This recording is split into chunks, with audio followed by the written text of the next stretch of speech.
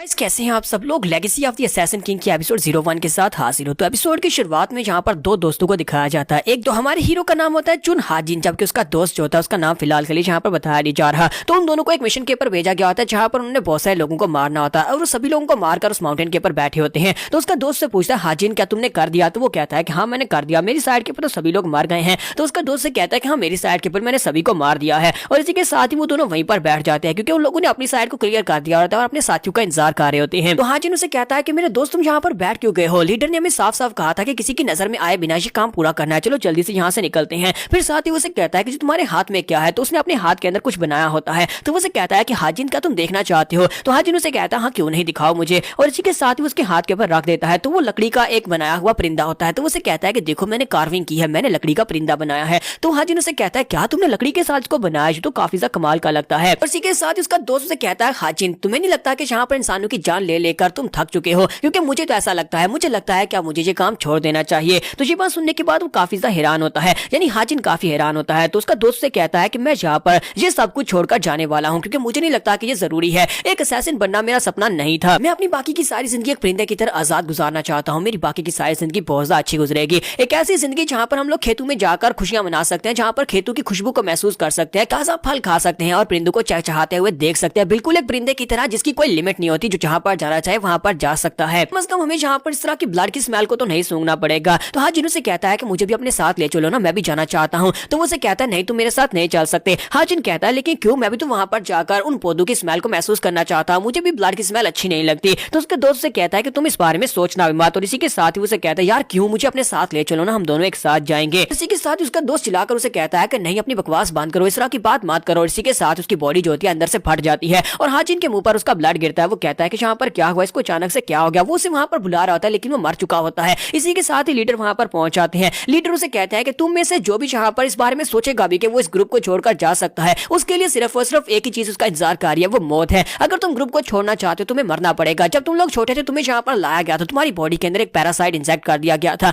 अगर तुम लोग यहाँ पर सोचते भी हो कि तुम ग्रुप को छोड़ना चाहते हो, सिर्फ और सिर्फ तुम्हारी सोच को वो कीड़ा दिमाग के अंदर से पढ़ लेगा और तुम उसी वक्त मर जाओगे। अपनी बाकी की सारी जिंदगी ऐसा सोचना मत कि तुम लोग यहाँ पर हमें छोड़कर जा सकते हो या फिर असैसिन ग्रुप को धोखा दे सकते हो। तो हाजिन के दोस्त के मरने के बाद से एक झटका लगता है, लेकिन वो भी इस असैसिन ग्रुप को छोड़कर जाना चाहता है और इसे सब कुछ करने में पूरे 30 साल लगते हैं। और 30 साल के बाद वो भागकर जा रहा होता है, जबकि पूरे का पूरा असैसिन ग्रुप उसके पीछे लगा होता है। वो सभी उसे पकड़ने की कोशिश कर रहे होते हैं क्योंकि उन्हें पता है कि यहाँ पर से भाग जाएगा तो उनके लिए काफी बड़ा नुकसान होगा, क्योंकि उसके पास बहुत सारी इन्फॉर्मेशन है। वो बार बार उसके ऊपर अटैक करते हैं और वो बार बार उन सभी को मार रहा होता है क्योंकि हाजिन जो है वो असैसिन ग्रुप में उस लेवल तक पहुंच चुका था जहां पर सभी लोग उसे एक टाइटल दे चुके थे जिसे असैसिन किंग का टाइटल कहा जाता है। तो हाजिन उन सभी लोगों से कहता है कि मैं यहाँ पर काफी ज्यादा बिजी हूँ, मुझे जल्दी से यहाँ से निकलना है, तो सभी लोग एक साथ आ जाओ। तो वो सभी लोग उसे कहता है कि तुमने हम में से कुछ को क्या मार दिया, तुम्हें क्या लगता है कि तुम यहाँ पर से निकल सकते हो? तो हाजिन उनसे कहता है क्या तुम्हें लगता है कि मैंने सिर्फ कुछ को मारा है, क्योंकि उसने 100 से ज्यादा लोगों को मार दिया होता है। और इसी के साथ ही वो सभी लोग फिर से तलवारें लेकर उसके ऊपर अटैक करने के लिए आगे बढ़ते हैं। जब वो उसके ऊपर अटैक करने के लिए आगे बढ़ते हैं तो हाजिन अपनी तलवार को घुमाता है और उनको काटना शुरू कर देता है। वो जिसके ऊपर भी अपनी तलवार को चलाता है उसकी बॉडी को 2 हिस्सों में काट देता है और सोच रहा होता है कि मैं यहाँ पर क्या कर रहा हूँ, मेरे रास्ते में अभी तक जितने लोग आ रहे हैं मैं सभी को मार रहा हूँ क्योंकि ये सभी लोग मुझे रोकना चाहते हैं, ये नहीं चाहते कि मैं ग्रुप को छोड़कर जाऊँ। इसी के साथ ही वहाँ पर उसके सामने जो भी आता है उसको मारी जा रहा होता है और कहता है मुझे समझ नहीं आ रही कि ये सभी लोगों को अच्छी तरह से पता है कि ये मेरा मुकाबला नहीं कर सकते, फिर भी ये सभी लोग बार बार मेरे सामने आ रहे हैं, सभी लोग बार बार मेरे हाथों से मरने के लिए यहाँ पर आ रहे हैं। और वहाँ पर कुछ कम नहीं होते बल्कि पूरी का पूरा असैसिन ग्रुप जो होता है उसके पीछे लगा होता है। जैसे कि जॉन विक आपने देखी होगी, वहाँ पर भी पूरे का पूरा माफिया जो होता है वो जॉन विक बेचारे के पीछे पड़ जाता है। बिल्कुल ऐसे ही यहाँ पर वो सभी लोग इसके पीछे लगे होते हैं।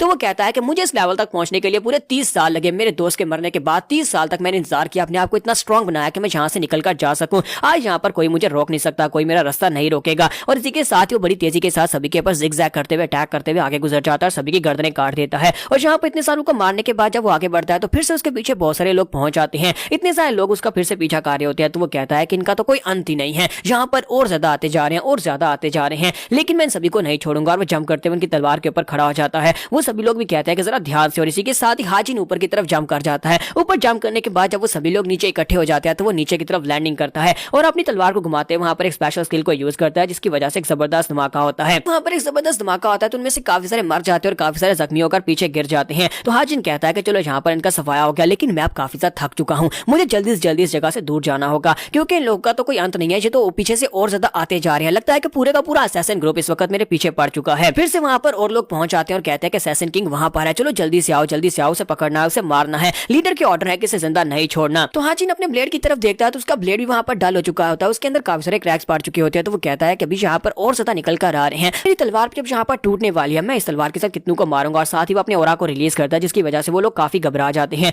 तो वो उनसे कहता है कि मेरे रास्ते को आज ब्लॉक मत करो, जो भी मेरे रास्ते में आएगा वो सभी लोग मरेंगे। और वो वहीं पर अपने स्पाइरल टेक्निक को रिलीज करते हैं, वहां पर सभी के ऊपर ऑरा से अटैक करता है। तो उसके आसपास काफी सारे लोग होते हैं, वो सभी लोग मर जाते हैं। तो यहाँ पर काफी देर फाइट करने के बाद रात का सीन दिखाते हैं कि रात के वक्त वो बुरी हालत में जख्मी होता है, वहां पर से निकल कर जा रहा होता है। वो माउंटेन को पार करके आगे निकल जाता है और कहता है कि मुझे यहाँ से जाना होगा, मैं यहाँ पर मार नहीं सकता। मैंने अपने दोस्त से वादा किया था कि मैं असैसिन ग्रुप को छोड़कर जाऊंगा। यहीं पर उसे अपने लीडर की बातें याद आती है कि उसके लीडर ने उनसे क्या कहा था जब उन्हें यहाँ पर लाया गया था। उनसे कहा गया था कि तुम्हारी जिंदगी का कोई मोल नहीं है, तुम्हारी जिंदगी कोई मायने नहीं है, तुम लोग हमारे लिए सिर्फ और सिर्फ एक किलिंग मशीन की तरह काम करोगे। तुम्हें जिसको मारने का ऑर्डर दिया जाएगा उसे मारोगे, अगर तुम्हें मरने का ऑर्डर दिया जाता है तो तुम मरोगे। लेकिन अगर तुम यहाँ पर हमें धोखा देने के बारे में सोचते हो तो पूरी दुनिया तुम्हें कर्ज करेगी, यानी कि तुम्हारे जिंदा रहने के चांसेस जीरो हैं। आज इनके पेट में एक तीर लगा होता है, तो वो चलते चलते उस तीर को वहां पर से निकालता है और साथ ही वहीं पर गिर जाता है और कहता है कि मुझे सर्वाइव करना है। मैं 30 साल तक इसलिए मेहनत नहीं करता रहा कि यहाँ पर आकर जगह के ऊपर आकर मर जाऊं, मैं मर नहीं सकता, मुझे आगे बढ़ना है। यहाँ पर अपनी सारी जिंदगी राइटियस ह्यूमनली अलायंस का एक असैसिन बनकर, उनका एक कुत्ता बनकर गुजार चुका हूँ। लेकिन अब बाकी की सारी जिंदगी में यहाँ पर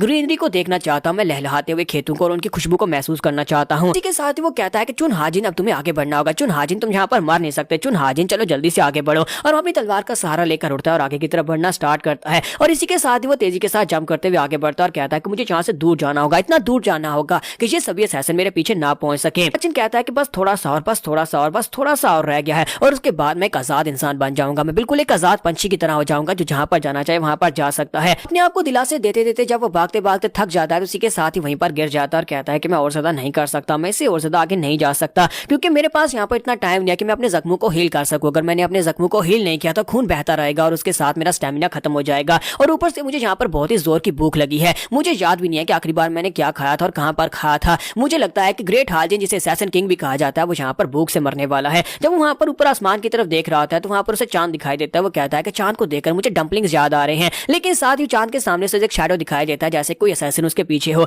और वो उसके ऊपर अटैक करने के लिए नीचे लैंडिंग करता है। तो इसी के साथ ही हाजिन जल्दी से जंप करते पीछे हटता है और कहता है कि ये कौन है, इतना एक्सपर्ट जिसको मैं महसूस भी नहीं कर पाया और मेरे अटैक करने के लिए वो करीब पहुंच गया। हाजिन पीछे की तरफ जंप करता है और कहता है कि इस बंदे ने यहाँ पर स्टेल्थ टेक्निक को यूज किया है जो कि असैसिन्स की पीक पर यूज किए जाते हैं, यानी कि ये एक हाई लेवल का असैसिन है। इसी के साथ उसके सामने जो असैसिन होता है वो अपनी तलवार को घुमाते हुए एक स्पेशल स्किल को यूज करता है। वो सामने की तरफ एक स्ट्राइक लगाता है, उसकी स्ट्राइक इतनी पावरफुल होती है कि सामने बीच में जितने पेड़ आते हैं वो सभी को सैंडर से 2 हिस्सों में काट देता है। तो इसी के साथ ही हाजिन उसके अटैक को अवॉइड करता है और कहता है कि मैंने इस टेक्निक को पहले भी देखा है और ऊपर से इसकी बॉडी के अंदर जो ऑरा निकल रहा है, इस ऑरा को मैं पहचानता हूँ। इसका मतलब यह है कि ये भी मेरी तरह एक महान असैसिन है। मेरे पास यहाँ पर असैसिन किंग का टाइटल है, कि इस असैसिन के पास जो टाइटल है वो डेथ लॉर्ड का है। इसका मतलब यह है कि मेरा सामना इस वक्त डेथ लॉर्ड के साथ है। तो यहाँ पर हम लोग अपनी एपिसोड 01 का एंड करेंगे और नेक्स्ट एपिसोड में देखेंगे क्या हमारा हाजिन यानी असैसिन किंग यहाँ पर डेथ लॉर्ड को हरा पाएगा और क्या वो अपनी आजादी को हासिल कर पाएगा या नहीं। तो एपिसोड की एक्सप्लेनेशन अच्छी लगी हो तो कमेंट करके जरूर बताएगा और वीडियो को लाइक करना मत भूलिएगा। Thank you. तो लास्ट एपिसोड के एंड पे हमने देखा था कि असैसिन किंग का सामना डेथ लॉर्ड के साथ होता है जो कि दूसरे सेक्टर का एक बहुत ही महान असैसिन होता है और डेथ लॉर्ड उसके सामने खड़ा होता है। तो वो उसे कहता है कि मुझे यहाँ पर राइटियस ह्यूमन अलायंस की समझ आती है क्योंकि मैं उनको छोड़कर जा रहा हूँ, इसी वजह से वो लोग मुझे मारने के लिए मेरे पीछे लगे हैं। लेकिन मुझे यहाँ पर तुम्हारी समझ नहीं आती क्या है स्टील ब्लड फोर्ट्रेस वालों को मेरे पीछे से क्या चाहिए कि उन लोगों ने यहाँ पर तुम्हारे जैसे एक महान असैसिन को मेरे पीछे भेजा है। और इसी के साथ ही वो उसे कहता है कि मुझे लगता है कि यहाँ पर तुम अपने पॉइंट्स बनाने के लिए आए हो, मुझे लगता है कि तुम यहाँ पर मुझे इसलिए मारने के लिए आए हो क्योंकि अगर तुम यहाँ पर म्यूरियम अलायंस में मेरे जैसे एक महान असैसिन किंग को मार डालते हो तो मेरे मरने के बाद तुम्हें ये टाइटल मिल जाएगा, यानी कि तुम यहाँ पर दुनिया में और भी ज्यादा महान बन जाओगे, मेरी पोजीशन ले लोगे। लेकिन क्या तुम्हें वाकई में लगता है कि यहाँ पर तुम्हें ये टाइटल मिल सकता है? मैंने यहाँ पर ह्यूमन राइट्स अलायंस के तकरीबन 200 से भी ज्यादा लोगों को मार डाला है और उसके बाद अब जबकि मैं बुरी हालत में जख्मी हूँ और अब तुम यहाँ पर मुझे मारते हो तो क्या तुम्हें लगता है कि दुनिया इस बार में सवाल नहीं उठाएगी कि तुमने एक कमजोर इंसान को मार डाला, एक जख्मी इंसान को मारा जब वो बहुत ज्यादा कमजोर था। इसी के साथ ही हाजिन उसे कहता है कि डेथ लॉर्ड तुम्हें क्या लगता है कि मुझे यहाँ पर ये टाइटल क्यों दिया गया था असैसिन किंग? असैसिन किंग का टाइटल मुझे इसलिए दिया गया था क्योंकि यहाँ पर तुम्हारे जैसों को मैं बड़ी आसानी से मार सकता हूँ।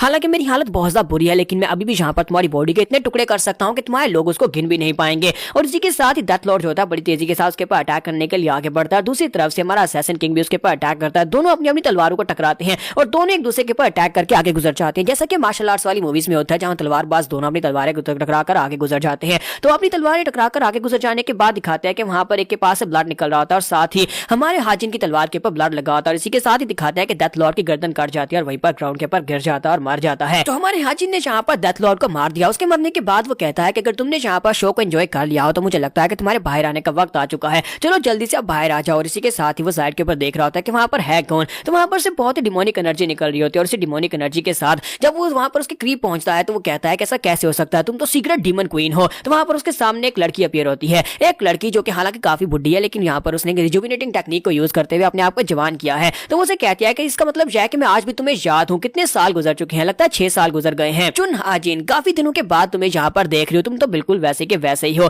और इसी के साथ ही नेक्स्ट सीन जो होता है वहाँ का दिखाया जाता है जहाँ पर से हमारा हाजिन गुजर कर रहा है, जहाँ पर उसने ह्यूमन राइट्स अलायंस के बहुत सारे लोगों को मारा है। तो वहीं पर उनका फर्स्ट एल्डर पहुंचता है। जैसे फर्स्ट एल्डर वहाँ पर आता है तो वो सभी लोग उनकी डेड बॉडीज को चेक कर रहे होते हैं और कहते हैं इनमें से आधे लोग तो यहाँ पर स्टील ब्लड फोर्ट्रेस से हैं। ये बात सुनने के बाद वो कहता है कि ऐसा कैसे हो सकता है कि स्टील ब्लड फोर्ट्रेस के लोग भी यहाँ पर मर रहे हैं। फर्स्ट एल्डर कहते हैं कि हमारे असैसिन्स कभी भी हमें छोड़कर नहीं जा सकते। पहली बात तो यह कि उनकी बॉडी के अंदर एक वर्म होता है, लेकिन दूसरा ये कि हम लोगों ने एक बहुत ही पावरफुल नेट बिछाया हुआ है जहाँ पर स्टील ब्लड फोर्ट्रेस के लोग भी हमारा साथ देते हैं जब यहाँ पर से कोई भागने की कोशिश करता है। लेकिन असैसिन किंग ने जहाँ पर स्टील ब्लड फोर्ट्रेस के भी इतने सारे मार्शल मास्टर्स को मार दिया, इसका मतलब यह है कि वो यहाँ पर अपने नाम पर पूरा उतरा है, उसे टाइटल ऐसे ही नहीं दिया गया, चलो जल्दी से उसे ढूंढो। वो अपने लोगों से कहता है किसी हाल में भी उसे ढूंढो, हमें जल्दी से जल्दी उसे ढूंढना होगा। डीमन क्वीन की एनर्जी को फॉलो करो। मुझे लगता है कि डीमन क्वीन ने हमसे पहले उसे ढूंढ लिया और सभी लोग डीमन क्वीन की एनर्जी को फॉलो करने शुरू कर देते हैं। और इसी के साथ ही नेक्स्ट सीन फिर से हाजिन का दिखाया जाता है जहाँ पर डीमन क्वीन उसके सामने आकर अपीयर होती है और उसे कहते हैं कि मैं तुम्हें अभी तक याद हूँ, तो बड़ी अच्छी बात है। और इसी के साथ ही वहाँ पर उसके बारे में बताया जाता है कि इसका नाम क्वाक सोकियो है,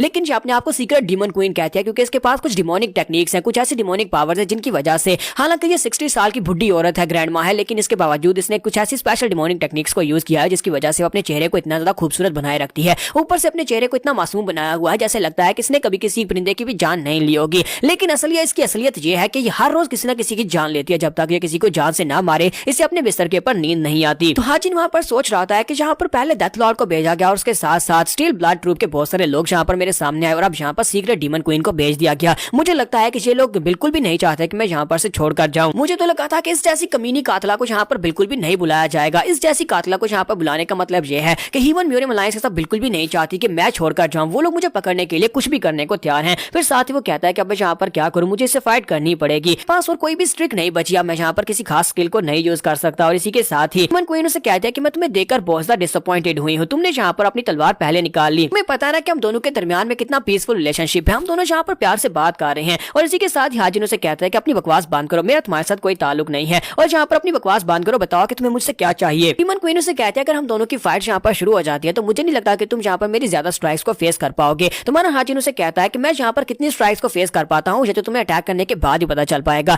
लेकिन तुम यहाँ पर मेरी कितनी स्ट्राइक्स को फेस कर पाओगी ये मुझे नहीं पता, क्योंकि हो सकता है तुम पहली स्ट्राइक में मारी जाओ। और इसी के साथ ही अपनी तलवार निकाल लेता और कहता है तुम्हारे जैसी बुढ़ी खूसट जिसकी हड्डियां बहुत सा कमजोर हो चुकी हैं, 60 साल की ग्रैंड माँ, तुम मेरे हाथ से जरूर मरोगी। तो ये बात सुनने के बाद डीमन क्वीन उसे कहती है कि अगर तुमने यहाँ पर एक और बार मुझे ग्रैंड माँ कहकर पुकारा तो उसके बाद देखना मैं यहाँ पर अपनी दोस्ती को भूल जाऊंगी और उसके बाद तुम यहाँ पर अगर मुझसे माफी की भीख में मांगोगे तब भी तुम्हें नहीं छोड़ूंगी। तो इसी के साथ ही हमारा हाजिन उसे कहता है कि मुझे यहाँ पर तुमसे डरने की क्या जरूरत है, मैं तो वैसे भी यहाँ पर मरने वाला हूँ, वैसे भी तुम्हारे जैसी बुढ़ी खूसट ग्रैंड माँ कहीं कि तुम्हें यहाँ पर अपनी एज को लेकर इतना सेंसिटिव नहीं होना चाहिए। और फिर से उसे जब वो ग्रैंड माँ बोलता है तो ये बात सुनने के बाद डीमन क्वीन बहुत ज्यादा गुस्सा हो जाती है, फिर साथ ही वहीं पर शांत हो जाती है। तो हाजिन भी इस बात से काफी हैरान होता है कि अचानक से शांत क्यों हो गई। तो इसी के साथ ही डीमन क्वीन उसे कहते हैं कि मुझे लगता है कि ये बात वाकई में सच है, तुम्हें यहाँ पर राइटियस ह्यूमन अलायंस ने अपने सबसे बेस्ट असैसिन के तौर पर रेस किया और तुम वाकई में यहाँ पर असैसिन किंग कहलाने के लायक हो। तुमने तो यहाँ पर हमारे स्टील ब्लड फोर्ट्रेस के भी बहुत सारे लोगों को मार दिया, इसी वजह से स्टील ब्लड फोर्ट्रेस के लोगों ने स्पेशली मुझसे रिक्वेस्ट की कि मैं यहाँ पर आऊँ और तुम्हें खत्म करूँ। लेकिन तुम्हारी बॉडी के अंदर कुछ ऐसा है जो मुझे चाहिए, तुम्हारे पास इस वक्त ग्रेट 9 सेक्टर्स के बहुत सारे सीक्रेट्स और मार्शल आर्ट्स की टेक्निक्स हैं, अगर वो टेक्निक्स में तुम मुझे दे देती हो तो मैं तुमसे वादा करती हूँ कि तुम यहाँ पर से जिंदा जा सकते हो।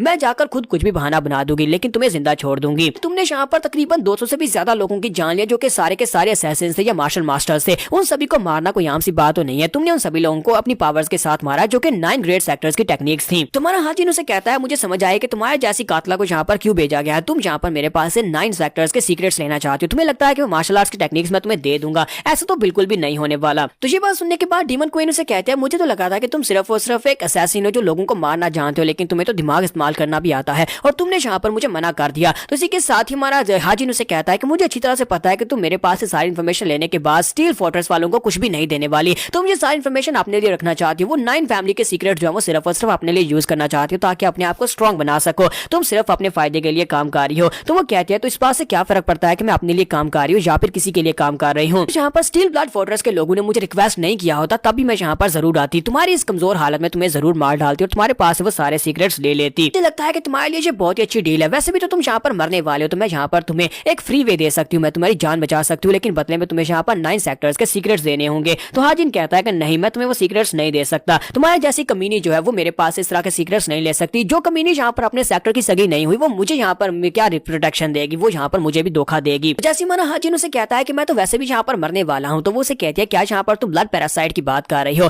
तो वो उसे कहती है मुझे अच्छी तरह से पता है कि जब तुम लोगों को यहाँ पर असैसिन ग्रुप में लाया जाता है उसी वक्त तुम्हारी बॉडी के अंदर एक ब्लड पैरासाइट छोड़ा जाता है। अगर तुम लोग यहाँ पर ग्रुप को धोखा देने के बारे में सोचते भी हो तो वो उसी वक्त एक्टिवेट हो जाता है, तुम्हारी बॉडी अंदर से फट जाती है और तुम लोग मर जाते हो। तुमने अपने कई दोस्तों को इस तरह से मरते हुए देखा होगा, लेकिन मैं यहाँ पर तुम्हें उससे बचा सकती हूँ। मैंने यहाँ पर एक ऐसी डिमोनिक कार्ड को मास्टर किया जिससे मैं तुम्हारी बॉडी के अंदर से उस कीड़े को निकाल सकती हूँ, तुम्हारी जान बच जाएगी और यहाँ पर तुम्हें बदले में मुझे 9 सेक्टर्स के सीक्रेट देने होंगे। तो यहाँ पर एपिसोड 02 का एंड करेंगे। नेक्स्ट एपिसोड में देखेंगे क्या हमारा हाजिन यहाँ पर इसकी इस डील को मान लेगा, क्या वो अपनी जान बचाने के लिए करेगा या नहीं, तो ये हम लोग नेक्स्ट एपिसोड में देखेंगे। तो एपिसोड की एक्सप्लेनेशन अच्छी लगी हो तो कमेंट करके जरूर बताइएगा, वीडियो को लाइक करना मत भूलिएगा। Thank you.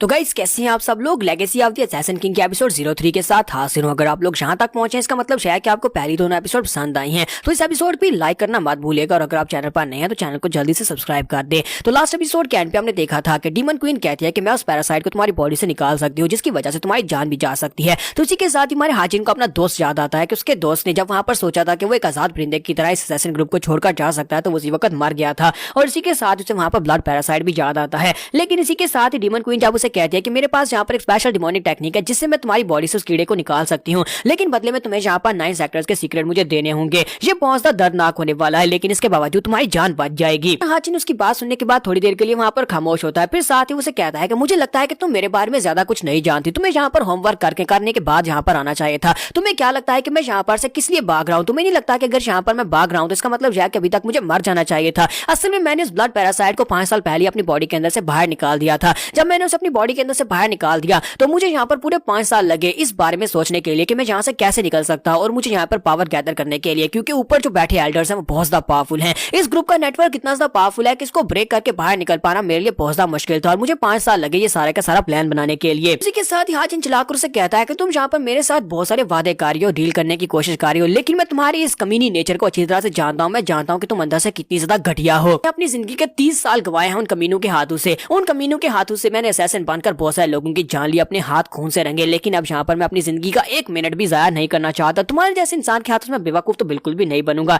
इसलिए मेरी आंखों के सामने से दफा हो जाओ या फिर मैं तुम्हें मार डालूंगा। और इसी के साथ ही वो कहता है कि अब यहाँ पर तुम्हारे पास सिर्फ और सिर्फ एक ही रास्ता है, तो फाइट करो या फिर यहाँ पर मेरे रास्ते से हट जाओ। इसी के साथ ही डीमन क्वीन उसे कहता है कि तुम यहाँ पर मेरे सामने इस तरह की बात कैसे कर सकते हो जबकि तुम यहाँ पर अध मरे हो चुके हो, यानी कि तुम मरने वाले हो। और साथ ही उसे कहते हैं कि अब यहाँ पर तुम्हें ज्यादा परेशान होने की जरूरत नहीं है, मैं तुम्हारी इस ब्यूटीफुल लाइफ को यहीं पर खत्म करने वाली हूँ। तुम यहाँ पर अगर मुझे 9 सीक्रेट्स नहीं देते तो कोई बात नहीं, मुझे यहाँ पर वो सीक्रेट्स नहीं चाहिए, लेकिन मैं यहाँ पर तुम्हें जिंदा नहीं छोड़ूंगी क्योंकि तुमने यहाँ पर मेरी बहुत ज्यादा इंसल्ट कर दी। क्या तुम्हें पता है कि मैं लोगों के साथ क्या करती हूँ? जो लोग मेरी इंसल्ट करते हैं मैं उनकी गर्दन सर से अलग कर देती हूँ, दर से अलग कर देती हूँ। इसी के साथ उसकी आंखों में वहां पर किलिंग इंटेंट दिखाई दे रहा था। तो हाजिन कहता है कि ये तो मुझे तुम्हारी आंखों में दिखाई दे रहा है कि मैं यहाँ पर तुम्हारे हाथों से मरने वाला हूँ, तो मेरे लिए यहाँ पर सिर्फ और सिर्फ एक ही रास्ता है, डू और डाई, या मैं तुम्हें मार डालूं या फिर खुद मर जाऊं। और साथ ही वो अपनी तलवार में अपने ओरा को रिलीज करता है, जबकि दूसरी तरफ से डीमन क्वीन जो होती है वो भी अपने बुढ़े रूप में आ जाती है, यानी कि अपने डिमोनिक रूप में आ जाती है और दोनों वहां पर एक दूसरे के ऊपर अटैक करने के लिए आगे बढ़ते हैं। एक तरफ से डीमन क्वीन अपने पंजे टकराती है जबकि दूसरी तरफ से हाजिन अपनी तलवार टकराता है। वहां पर एक जबरदस्त धमाका होता है। धमाका इतना बड़ा पावरफुल होता है जैसे कि यहाँ पर किसी ने न्यूक्लियर बॉम्ब गिरा दिया हो। इसी धमाके के धुएं के हटने के बाद वहां पर दिखाते हैं कि सब कुछ शांत हो चुका होता है। वहां पर हाजिन ने अपने बाजू को सामने किया होता है और उसके पंजे जो होते हैं उसके बाजू के अंदर दंस चुके होते हैं और हमारे हाजिन की तलवार जो होती है उसके साथ टकरा नहीं पाती क्योंकि उसकी तलवार अभी ऊपर ही होती है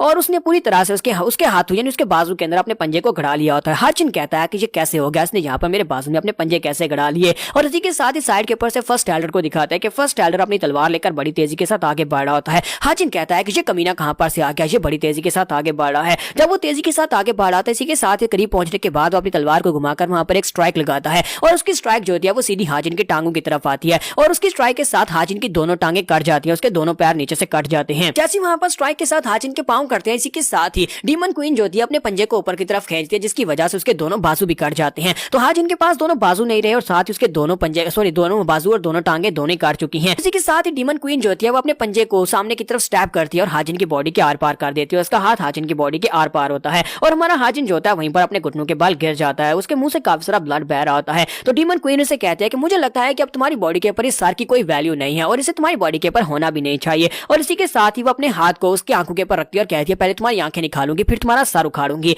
और साथ ही वहां पर उसको पकड़ती है, दोनों हाथों के साथ उसके सर को पकड़ती है और साथ ही उसे ऊपर की तरफ खींचती है और साथ ही अपनी डिमोनिक स्माइल भी देख रही होती है और इसी के साथ ही वो जोर लगाती है और उसका सर उखाड़ देती है और हमारा हाजिन जो होता है वहां पर मर जाता है। और इसी के साथ ही डीमन क्वीन बहुत ज्यादा खुश होती है और कहती है यहाँ पर ये खुशबू सुनकर मुझे बहुत ज्यादा मजा आता है, जब ब्लड मेरे पर गिरता है तो उस वक्त मुझे बेहद मजा आता है। तो इसी के साथ ही हमारा हाजिन जैसे वहां पर मर जाता है तो कहानी सुनाने वाला वहां पर आ जाता है जो कि हाजिन की जगह के ऊपर बोल रहा था और कहता है फाइनली क्या यही वो मोमेंट है जब मैं यहाँ पर मरने वाला हूँ। मैंने यहाँ पर एक सपना देखा था अपने दोस्त की वजह से, मेरे दोस्त का ये सपना था जिसे मैं जी रहा था। 30 साल मेहनत करने के बाद मैं यहाँ तक पहुंचा लेकिन मैं इस नेटवर्क से नहीं निकल पाया। लगता है कि ये बात वाकई में सच है। अगर आप एक असैसिन ग्रुप को ज्वाइन कर लेते हैं तो वहां पर से छोड़ने का सिर्फ एक ही रास्ता होता है, वो मौत होती है। लेकिन मुझे ये बिल्कुल भी नहीं चाहिए था, ये मेरा सपना नहीं था। मुझे तो सिर्फ और सिर्फ एक काम जिंदगी जीनी थी, मुझे किसी की जान नहीं लेनी थी बल्कि खेतों में जाकर खुशबू को सूंघना था, मुझे हरियाली देखनी थी।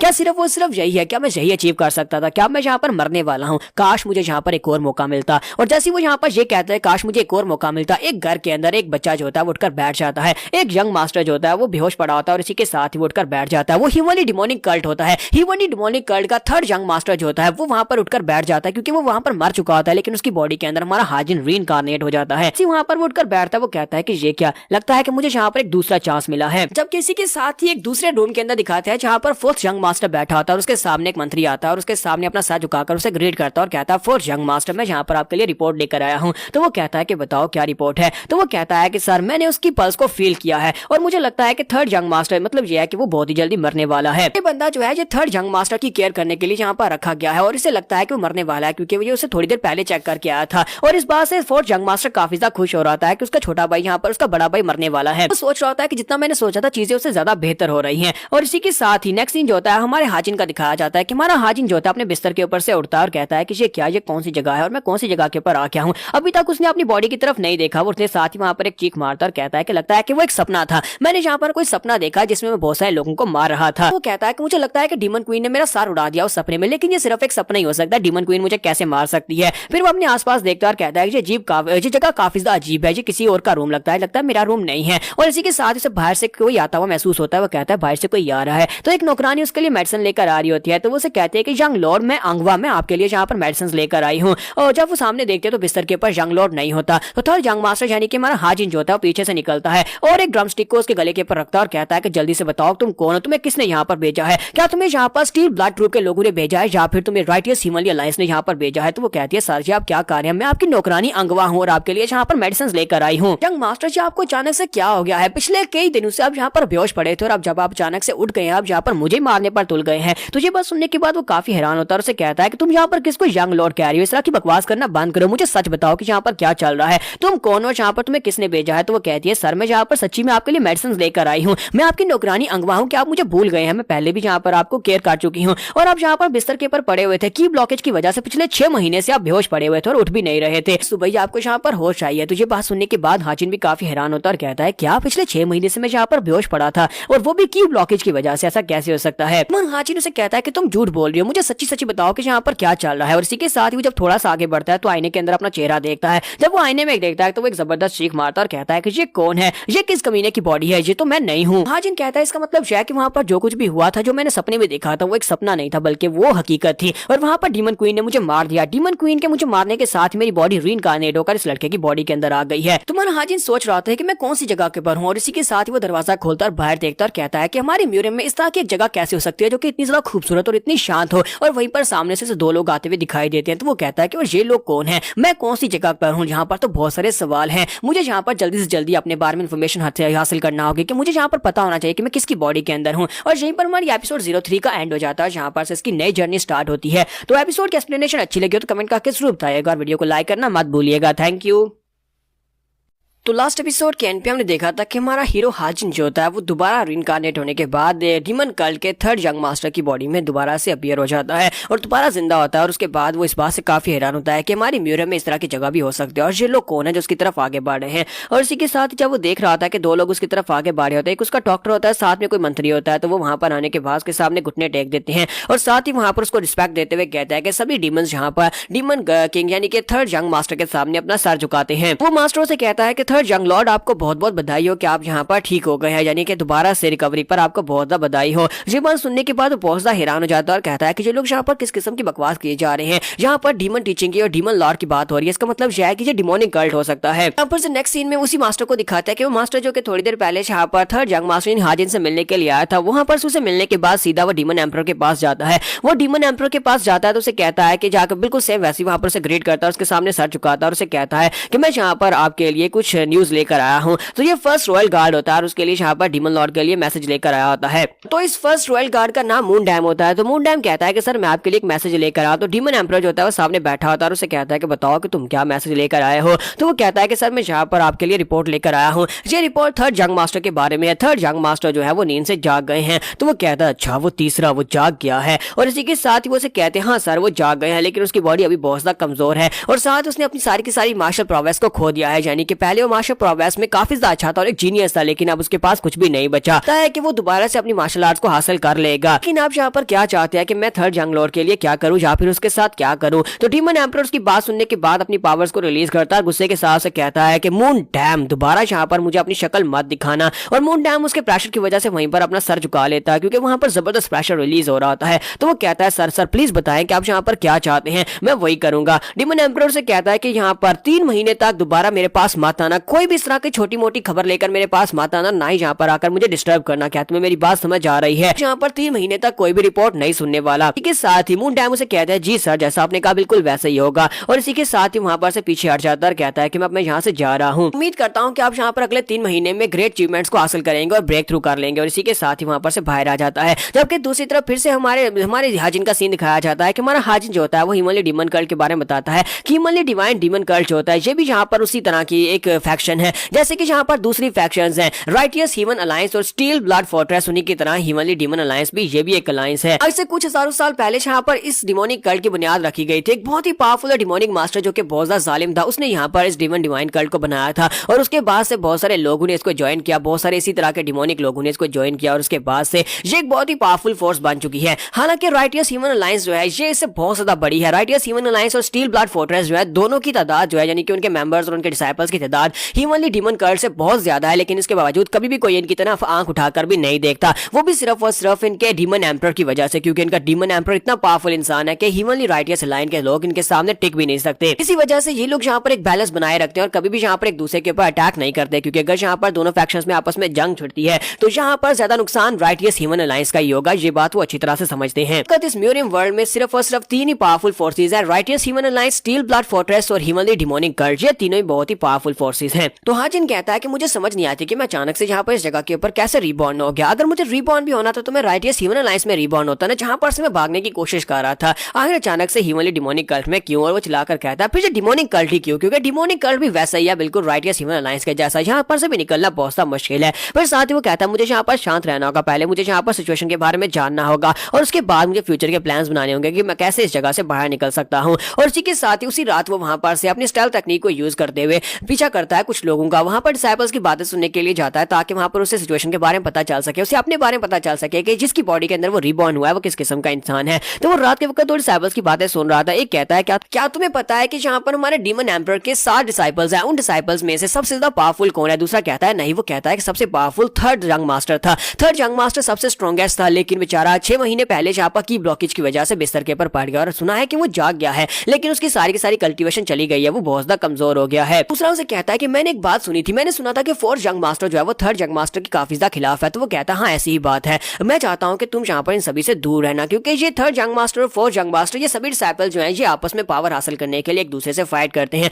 अब जबकि थर्ड यंग मास्टर फिर से उठ खड़ा हुआ है तो मुझे लगता है कि फिर से यहाँ पर ब्लड शेड होने वाला है, सभी लोग आपस में फाइट करेंगे डीमन एम्परर के सामने अच्छा बनने के लिए। उससे वहाँ लड़का उसे कहता है लेकिन मैंने सुना है कि उसकी सारी की सारी मार्शल आर्ट चली गई है, लेकिन मैंने उसके बारे में एक और बात सुनी है कि उससे उसको एक टाइटल दिया गया है, उसका टाइटल मॉन्स्ट्रस डीमन का है, यानी मॉन्स्ट्रस डीमन का टाइटल है। अगर वो वाकई में मॉन्स्टर्स डीमन है जिस तरह की उसका टाइटल है तो वो अपनी थोड़ी सी मास्टर प्रोग्रेस के साथ भी फिर से अपने पांव पर खड़ा हो जाएगा और मुझे नहीं लगता कि दूसरे डिसाइपल्स उसके सामने टिक पाएंगे क्योंकि वो बहुत ज्यादा खतरनाक है। इसी वजह से उसे मॉन्स्टर्स डीमन कहा जाता है। पहले वाला उसे कहता है किसी वजह से तो मैं तो पहले भी उसके करीब नहीं जाया करता था, वो बहुत ही कमीना और बहुत ही घटिया इंसान है। थर्ड जंग मास्टर यानी कि हमारी हाजिन की बात की जा रही होती है क्योंकि वो कभी भी किसी वक्त भी गुस्सा हो जाता है और जब वो गुस्सा होता है तो वो किसी को भी मार डालता है। और हमारा हाजिन उनकी बातें ऊपर सुन रहा था और कहता है कि जरा इनकी बातें तो सुनो। जिस तरह से मैं इनकी बातों को समझ पा रहा हूँ मुझे लगता है कि जिस बंदे की बॉडी के अंदर यानी सो रयोंग की बॉडी के अंदर मैं दोबारा से रिबॉर्न हुआ हूँ, ये लड़के की रेपुटेशन बहुत ज्यादा बुरी है। साथ ही हमारा सीन फिर से प्रेजेंट में आता है तो हाजिन कहता है कि मुझे एक बात तो कंफर्म हो गई है कि ये वाकई में हिमालय डिमोनिक कल्ट है और मैं डीमन कल्ट में ही हूँ। अगर मैं यहाँ से भागकर जाना चाहता हूँ तो मुझे यहाँ पर एक परफेक्ट प्लान की जरूरत है। फिर साथ ही वो कहता है लेकिन मैं यहाँ पर से कैसे जा सकता हूँ? कल रात मैंने यहाँ पर थोड़ी सी स्टाइल तकनीक को क्या यूज कर लिया, जरा देखो तुझे इस बॉडी की क्या हालत हो गई है। तो वो कहता है कि यहाँ पर सच्ची बताऊं कि मैं यहाँ पर दोबारा जिंदा होकर काफी ज्यादा खुश हूँ, लेकिन इस बॉडी को देखो, यहाँ पर मेरी ये बॉडी जो है ये 80 साल के बुढ़े के बराबर है क्योंकि इस बॉडी के ऊपर मांस तो है ही, सिर्फ हड्डियां दिखाई दे रही हैं। हालांकि मैं यहाँ पर इस बात से काफी खुश हूँ कि मैं दोबारा से यहाँ पर 14-15 साल के लड़के की बॉडी में दोबारा जिंदा हुआ हूँ। सचिन कहता है मेरे पास सालों का एक्सपीरियंस है, मैं कभी असैसिन किंग हुआ करता था तो मुझे यहाँ पर उस लेगेसी को यूज करते हुए दोबारा से अपनी बॉडी को रिकवर करना होगा। चलो सबसे पहले यहाँ पर मेडिटेट करके देखते हैं। और वो मेडिटेट करने के लिए बैठता है और अपनी बॉडी के अंदर चेक करता है कि उसकी बॉडी के अंदर क्या क्या है। तो उसकी बॉडी के अंदर वाकई में की ब्लॉकेज होती है। तो वो कहता है कि सबसे पहले यहाँ पर की ब्लॉकेज को हटाने की कोशिश करते हैं क्योंकि मेरे पास कुछ ऐसा है जो किसी और के पास नहीं हो सकता क्योंकि मैंने यहाँ पर 9 सेक्टर्स के सीक्रेट्स को चोरी किया था जब मैं असैसिन किंग था। तो 9 सेक्टर्स के सीक्रेट्स को मैंने चोरी करने के बाद उनको मास्टर किया था और उसके साथ मैंने एक स्पेशल स्किल बनाया था। उस स्पेशल स्किल की मदद से मैं यहाँ पर इन की ब्लॉकेजेस को हटा सकता हूँ और की ब्लॉकेजेस को हटाने के बाद यहाँ पर मैं दोबारा से कल्टीवेट करना स्टार्ट कर दूंगा। तो इसी के साथ उस रूम के अंदर उसका टेम्परेचर बढ़ना शुरू हो जाता है क्योंकि जैसे जैसे वो आप की ब्लॉकेजेस को हटा रहा था इसी के साथ ही रूम के अंदर काफी टेम्परेचर बढ़ जाता है। उसने अपनी स्पेशल स्किल को बाउंडलेस टेक्निक का नाम दिया होता है जो कि उसने 9 सेक्टर्स के पास से चोरी किए होते हैं। तो वो कहता है कि ये 9 सेक्टर्स के बहुत ही पावरफुल मूव्स थे, उन सभी को यहाँ पर कंबाइन करने के बाद मैंने इसे बाउंडलेस टेक्निक का नाम दिया। और इसी के साथ ही वो कहता है कि मुझे महसूस हो रहा है कि मेरी बॉडी के अंदर से काफी सारी एनर्जी आ और बाहर जा रही है, जैसे कि मैंने यहाँ पर की ब्लॉकेजेस में से एक मेरिडियन को ओपन कर लिया हो। इसी के साथ ही वो अपनी आंखें खोलता और कहता है कि ये तो कुछ भी नहीं है, यानी कि मुझे लगता है कि फिलहाल के लिए इस बॉडी की यही लिमिट है, मुझे बहुत ज्यादा मेहनत करने की जरूरत है, मुझे फिजिकली भी यहाँ पर इस बॉडी को स्ट्रॉन्ग बनाना पड़ेगा और साथ ही यहाँ पर अपनी कल्टिवेशन को भी बढ़ाना पड़ेगा और इसमें काफी ज्यादा टाइम लगने वाला है। और यहाँ पर एपिसोड 4 का एंड करेंगे तो नेक्स्ट एपिसोड में देखेंगे कि हमारा हाजिन अब यहाँ पर इस जगह के ऊपर से निकलने का क्या प्लान बनाएगा। तो एपिसोड की एक्सप्लेनेशन अच्छी लगी हो तो कमेंट करके जरूर बताइएगा, वीडियो को लाइक करना मत भूलिएगा। Thank you. तो गाइस कैसे हैं आप सब लोग? Legacy of the assassin king के एपिसोड 05 के साथ हाजिर हो। तो लास्ट एपिसोड के एंड पे हमने देखा था कि हमारा हाजिन जो था वो दोबारा से अपनी की ब्लॉकेज को हटाने की कोशिश करता है और वहां पर थोड़ी देर कल्टीवेट करने के बाद से महसूस होता है कि उस बस इतना ही कर सकता है क्योंकि वो अपनी लिमिट तक पहुंच चुका है, ये बॉडी फिलहाल के लिए काफी ज्यादा कमजोर है। वहां पर कल्टीवेशन कर लेने के बाद वो सोच रहा था कि यहाँ पर कोई आता क्यों नहीं है। जब से यहाँ पर मैं होश में आया हूँ तब से डॉक्टर के अलावा और उस नौकरानी अंगवा के अलावा कोई भी यहाँ पर नहीं आया। ऊपर से वो नौकरानी अंगवा वो भी यहाँ पर नहीं आ रही, यानी कि कल जब मैंने उसके गले के ऊपर अपना ड्रमस्टिक रखा था और उसे गुस्से के साथ पूछा था उसके बाद से मुझे लगता है कि वो भी काफी डरी हुई है। जबकि जो सर्वेंट यहाँ पर आते हैं, जो डॉक्टर यहाँ पर आते हैं, वो लोग भी यहाँ पर आकर मुझसे सिर्फ यही बात करते हैं कि मैं यहाँ पर जल्दी से जल्दी रिकवर कर जाऊं। हमारा हाजी यहाँ पर ये सोच रहा था कि ये यंग मास्टर जो भी था यानी थर्ड यंग मास्टर, इसकी पर्सनालिटी बहुत ज्यादा बुरी थी कि यहाँ पर सभी लोग इसके सामने बहुत ही रिस्पेक्ट के साथ बात करते हैं और इसके बहुत ज्यादा डरते हैं, स्पेशली नौकर जो इससे ज्यादा डरते हैं। मुझे लगता है कि ये बहुत ज्यादा रूड बंदा होगा। सोच रहा था कि जब तक मुझे इस जगह की सही से समझ नहीं आ जाती तब तक मुझे यहाँ पर कोई भी उल्टा सीधा काम नहीं करना। और इसी के साथ ही नेक्स्ट सीन जो होता है वो 3 महीने के बाद का दिखाया जाता है। 3 महीने के बाद हमें फोर्थ यंग मास्टर का सीन दिखाते हैं कि फोर्थ यंग मास्टर कहता है कि ये काफी ज्यादा अजीब बात है, 3 महीने गुजर चुके हैं और थर्ड यंग मास्टर ने उस चीज को खा भी लिया हुआ है, लेकिन इसके बावजूद अभी तक कुछ हो क्यों नहीं रहा। तो डॉक्टर उसे कहता है कि हाँ ये बात तो वाकई में सच है कि 3 महीने गुजर चुके हैं और वो पहले से ज्यादा बेहतर होता जा रहा है जबकि उसे मरना चाहिए था। तो फोर्थ यंग मास्टर से कहता है डॉक्टर तुमने तो ये कहा था कि जितना ज्यादा वो अपनी मार्शल प्रोवेस को यूज करेगा यानी उसकी मार्शल प्रोवेस जितनी ज्यादा होगी उस चीज का असर उसके ऊपर उतना ज्यादा होगा। तो डॉक्टर उसे कहता है कि हाँ बिल्कुल ऐसा ही था, उस चीज को बेचने वाले ने मुझे यही कहा था। तो इसी के साथ ही वो कहता है तो फिर सो रयोंग वो इतना स्पेशल क्यों है, उसकी बॉडी के ऊपर ये सब कुछ असर क्यों नहीं कर रहा। तो फोर्थ यंग मास्टर जो है यहाँ पर थर्ड यंग मास्टर को मरवाना चाहता है, इसी वजह से वो ये सब कुछ करवा रहा होता है। तो डॉक्टर से कहते हैं तो फिर यंग मास्टर बताइए कि हम लोग आगे और क्या कर सकते हैं। तो वो उसे कहता है कि मुझे ये बताओ कि मेरी बहन रिन कब वापस आने वाली है। तो वो उसे कहता है कि मिस योर रिन वो इस वक्त टेंपल में और बहुत ही जल्दी यहाँ पर वापस आने वाली है, मुझे लगता है कि वो यहाँ पर वापस आ जाएंगी। फोर्थ यंग मास्टर से कहता है चलो ये तो बहुत अच्छी बात है कि रिन वापस आने वाली है, 6 महीने हो गए उसे यहाँ पर से गए हुए, मुझे लगता है कि उसे जल्दी से जल्दी यहाँ पर वापस बुलाओ ताकि वो इसके साथ आकर मुश्किल क्रिएट करे। मैं यहाँ पर नहीं चाहता कि ये लड़का यहाँ पर तेजी के साथ ग्रो करे। सीन हमें अगले दिन का दिखाया जाता है जहाँ पर हमारा हाजिन जो होता है वो ट्रेनिंग कर रहा था। ट्रेनिंग करने के बाद 3 महीने गुजारने के बाद उसने इस बॉडी को काफी ज्यादा बेहतर बना लिया होता है। वो कहता है 3 महीने की ट्रेनिंग के बाद मैंने अपनी बॉडी को पहले से काफी बेहतर बनाया और साथ ही वो अपनी एनर्जी को भी यूज करना सीख गया होता है और इसी के साथ ही वो अपने हाथ में एनर्जी को क्रिएट करता है। सामने की तरफ एक पंच मारता है, वहां पर एक जबरदस्त धमाका तो नहीं होता लेकिन वहां पर एक पॉट गिरता है, दीवार के अंदर एक होल हो जाता है। तो वो कहता है कि ये काफी ज्यादा बेहतर है, यानी पहले से काफी ज्यादा बेहतर हो चुका हूँ। मेरी ये वीक बॉडी जो थी, जो पहले 80 साल के बुढ़े दद्दू की तरह थी, अब मैंने इसे 3 महीने में काफी ज्यादा बेहतर बना लिया है, लेकिन अभी भी ये बेहतर नहीं है। तो इसी के साथ ही वहां पर अंगवा आती है। अंगवा उससे कहती है कि यंग लॉर्ड, मैं यहाँ पर आपकी हर्बल मेडिसिन लेकर आई हूँ। तो वो कहता है हाँ तुम्हारा बहुत बहुत शुक्रिया और साथ ही उसके पास से प्याला लेता है और जैसे उस प्याले को पीना स्टार्ट करता है इसी के साथ उसे एक जबरदस्त झटका लगता है। तो वो कहता है कि ऐसा कैसे हो सकता है इस पानी के अंदर। तो वही कीड़ा है, वो पैरासाइट है, वो ब्लड पैरासाइट जिसे हमारी बॉडी के अंदर डाला जाता है। वो प्याले को वहीं पर नीचे फेंक देता है और इसी के साथ उसके सामने मास्टर अपीयर होता है। उसे कहता है चुन हाजिन, तुम्हें क्या लगा था कि तुम यहाँ पर हमारे हाथों से निकल कर जा सकते हो? हमने तुम्हें पहले बता दिया था कि राइटियस ह्यूमनली अलायंस को छोड़कर जाना पॉसिबल नहीं है। जो भी यहाँ पर आता है वो कभी यहाँ से निकल नहीं सकता। यहाँ पर से निकलने का सिर्फ और सिर्फ एक ही रास्ता है कि अगर तुम मर जाते हो तभी तुम यहाँ पर से निकल सकते हो। लेकिन तुम्हारा केस बहुत ज्यादा स्पेशल है, जबकि तुम मर भी चुके हो लेकिन फिर भी तुम यहाँ पर से नहीं जा सकते। राइटियस ह्यूमन अलायंस को मरने के बाद अगर तुम रीबॉर्न होते हो तभी तुम छोड़कर नहीं जा सकते। ये कीड़ा तुम्हें नहीं छोड़ने देगा। तो वो अपनी बॉडी की तरफ देखता है और कहता है कि नहीं, ऐसा नहीं हो सकता, मेरी बॉडी के अंदर ब्लड पैरासाइट नहीं हो सकता। जब वो वहां पर चिल्ला रहा होता है तो साइड के ऊपर से उसे हल्की हल्की आवाज आ रही होती है। अंगवा उसे कह रही होती है कि यंग लॉर्ड आपको क्या हो गया? तो उसी के साथ वो होश में आता है और कहता है कि ये मैं क्या कर रहा था। वो पानी की तरफ देखता है तो वो बिल्कुल साफ पानी होता है। अंगवा से कहता है कि यंग मास्टर क्या कुछ बुरा हुआ है? तो वो कहता है नहीं कुछ भी नहीं। और साथ ही वो सोच रहा था कि मुझे यहाँ पर पुराने सपने, बैड सपने जो है वो दोबारा से तंग कर रहे हैं। अंगवा से कहते तो फिर ठीक है सर, मैं जा रही हूँ। और इसी के साथ अंगवा चली जाती है कि मेरा हाजिन सोच रहा होता है कि मैंने यहाँ पर एक नई जिंदगी की शुरुआत की, मरने के बाद अब यहाँ पर रीबॉर्न हुआ हूँ, लेकिन मुझे लगता है कि ये मेरा पीछा नहीं छोड़ेंगे। मैं अभी भी यहाँ पर आजाद नहीं हो सकता। क्या मैं अभी भी यहाँ पर उस तरह आजाद नहीं हूँ जैसा मैंने सपना देखा था अपने दोस्त के साथ? और इसी के साथ ही वो अपने कपड़े पहनता है। ट्रेनिंग करने के बाद जब वहाँ पर अपने कपड़े पहन रहा होता है इसी के साथ ही बाहर से आवाज आती है और दरवाजे के बाहर होती है। तो वहाँ पर एक और लड़की आती है और कहती है क्या वो अंदर है? तो अंगवा कहती है जी मिस वो अंदर है। तो वो कहता है कि अब ये अचानक से कौन यहाँ पर आ रहा है? इसी के साथ ही वो लड़की जो होती है यानी वो रिन होती है। तो रिन उस लड़की से अंगवा से कहती है कि साइड के पर हटो, जबकि अंगवा से कहती है कि मैं यंग मास्टर को बता कर आती हूँ, उसके बाद आप अंदर चली जाना।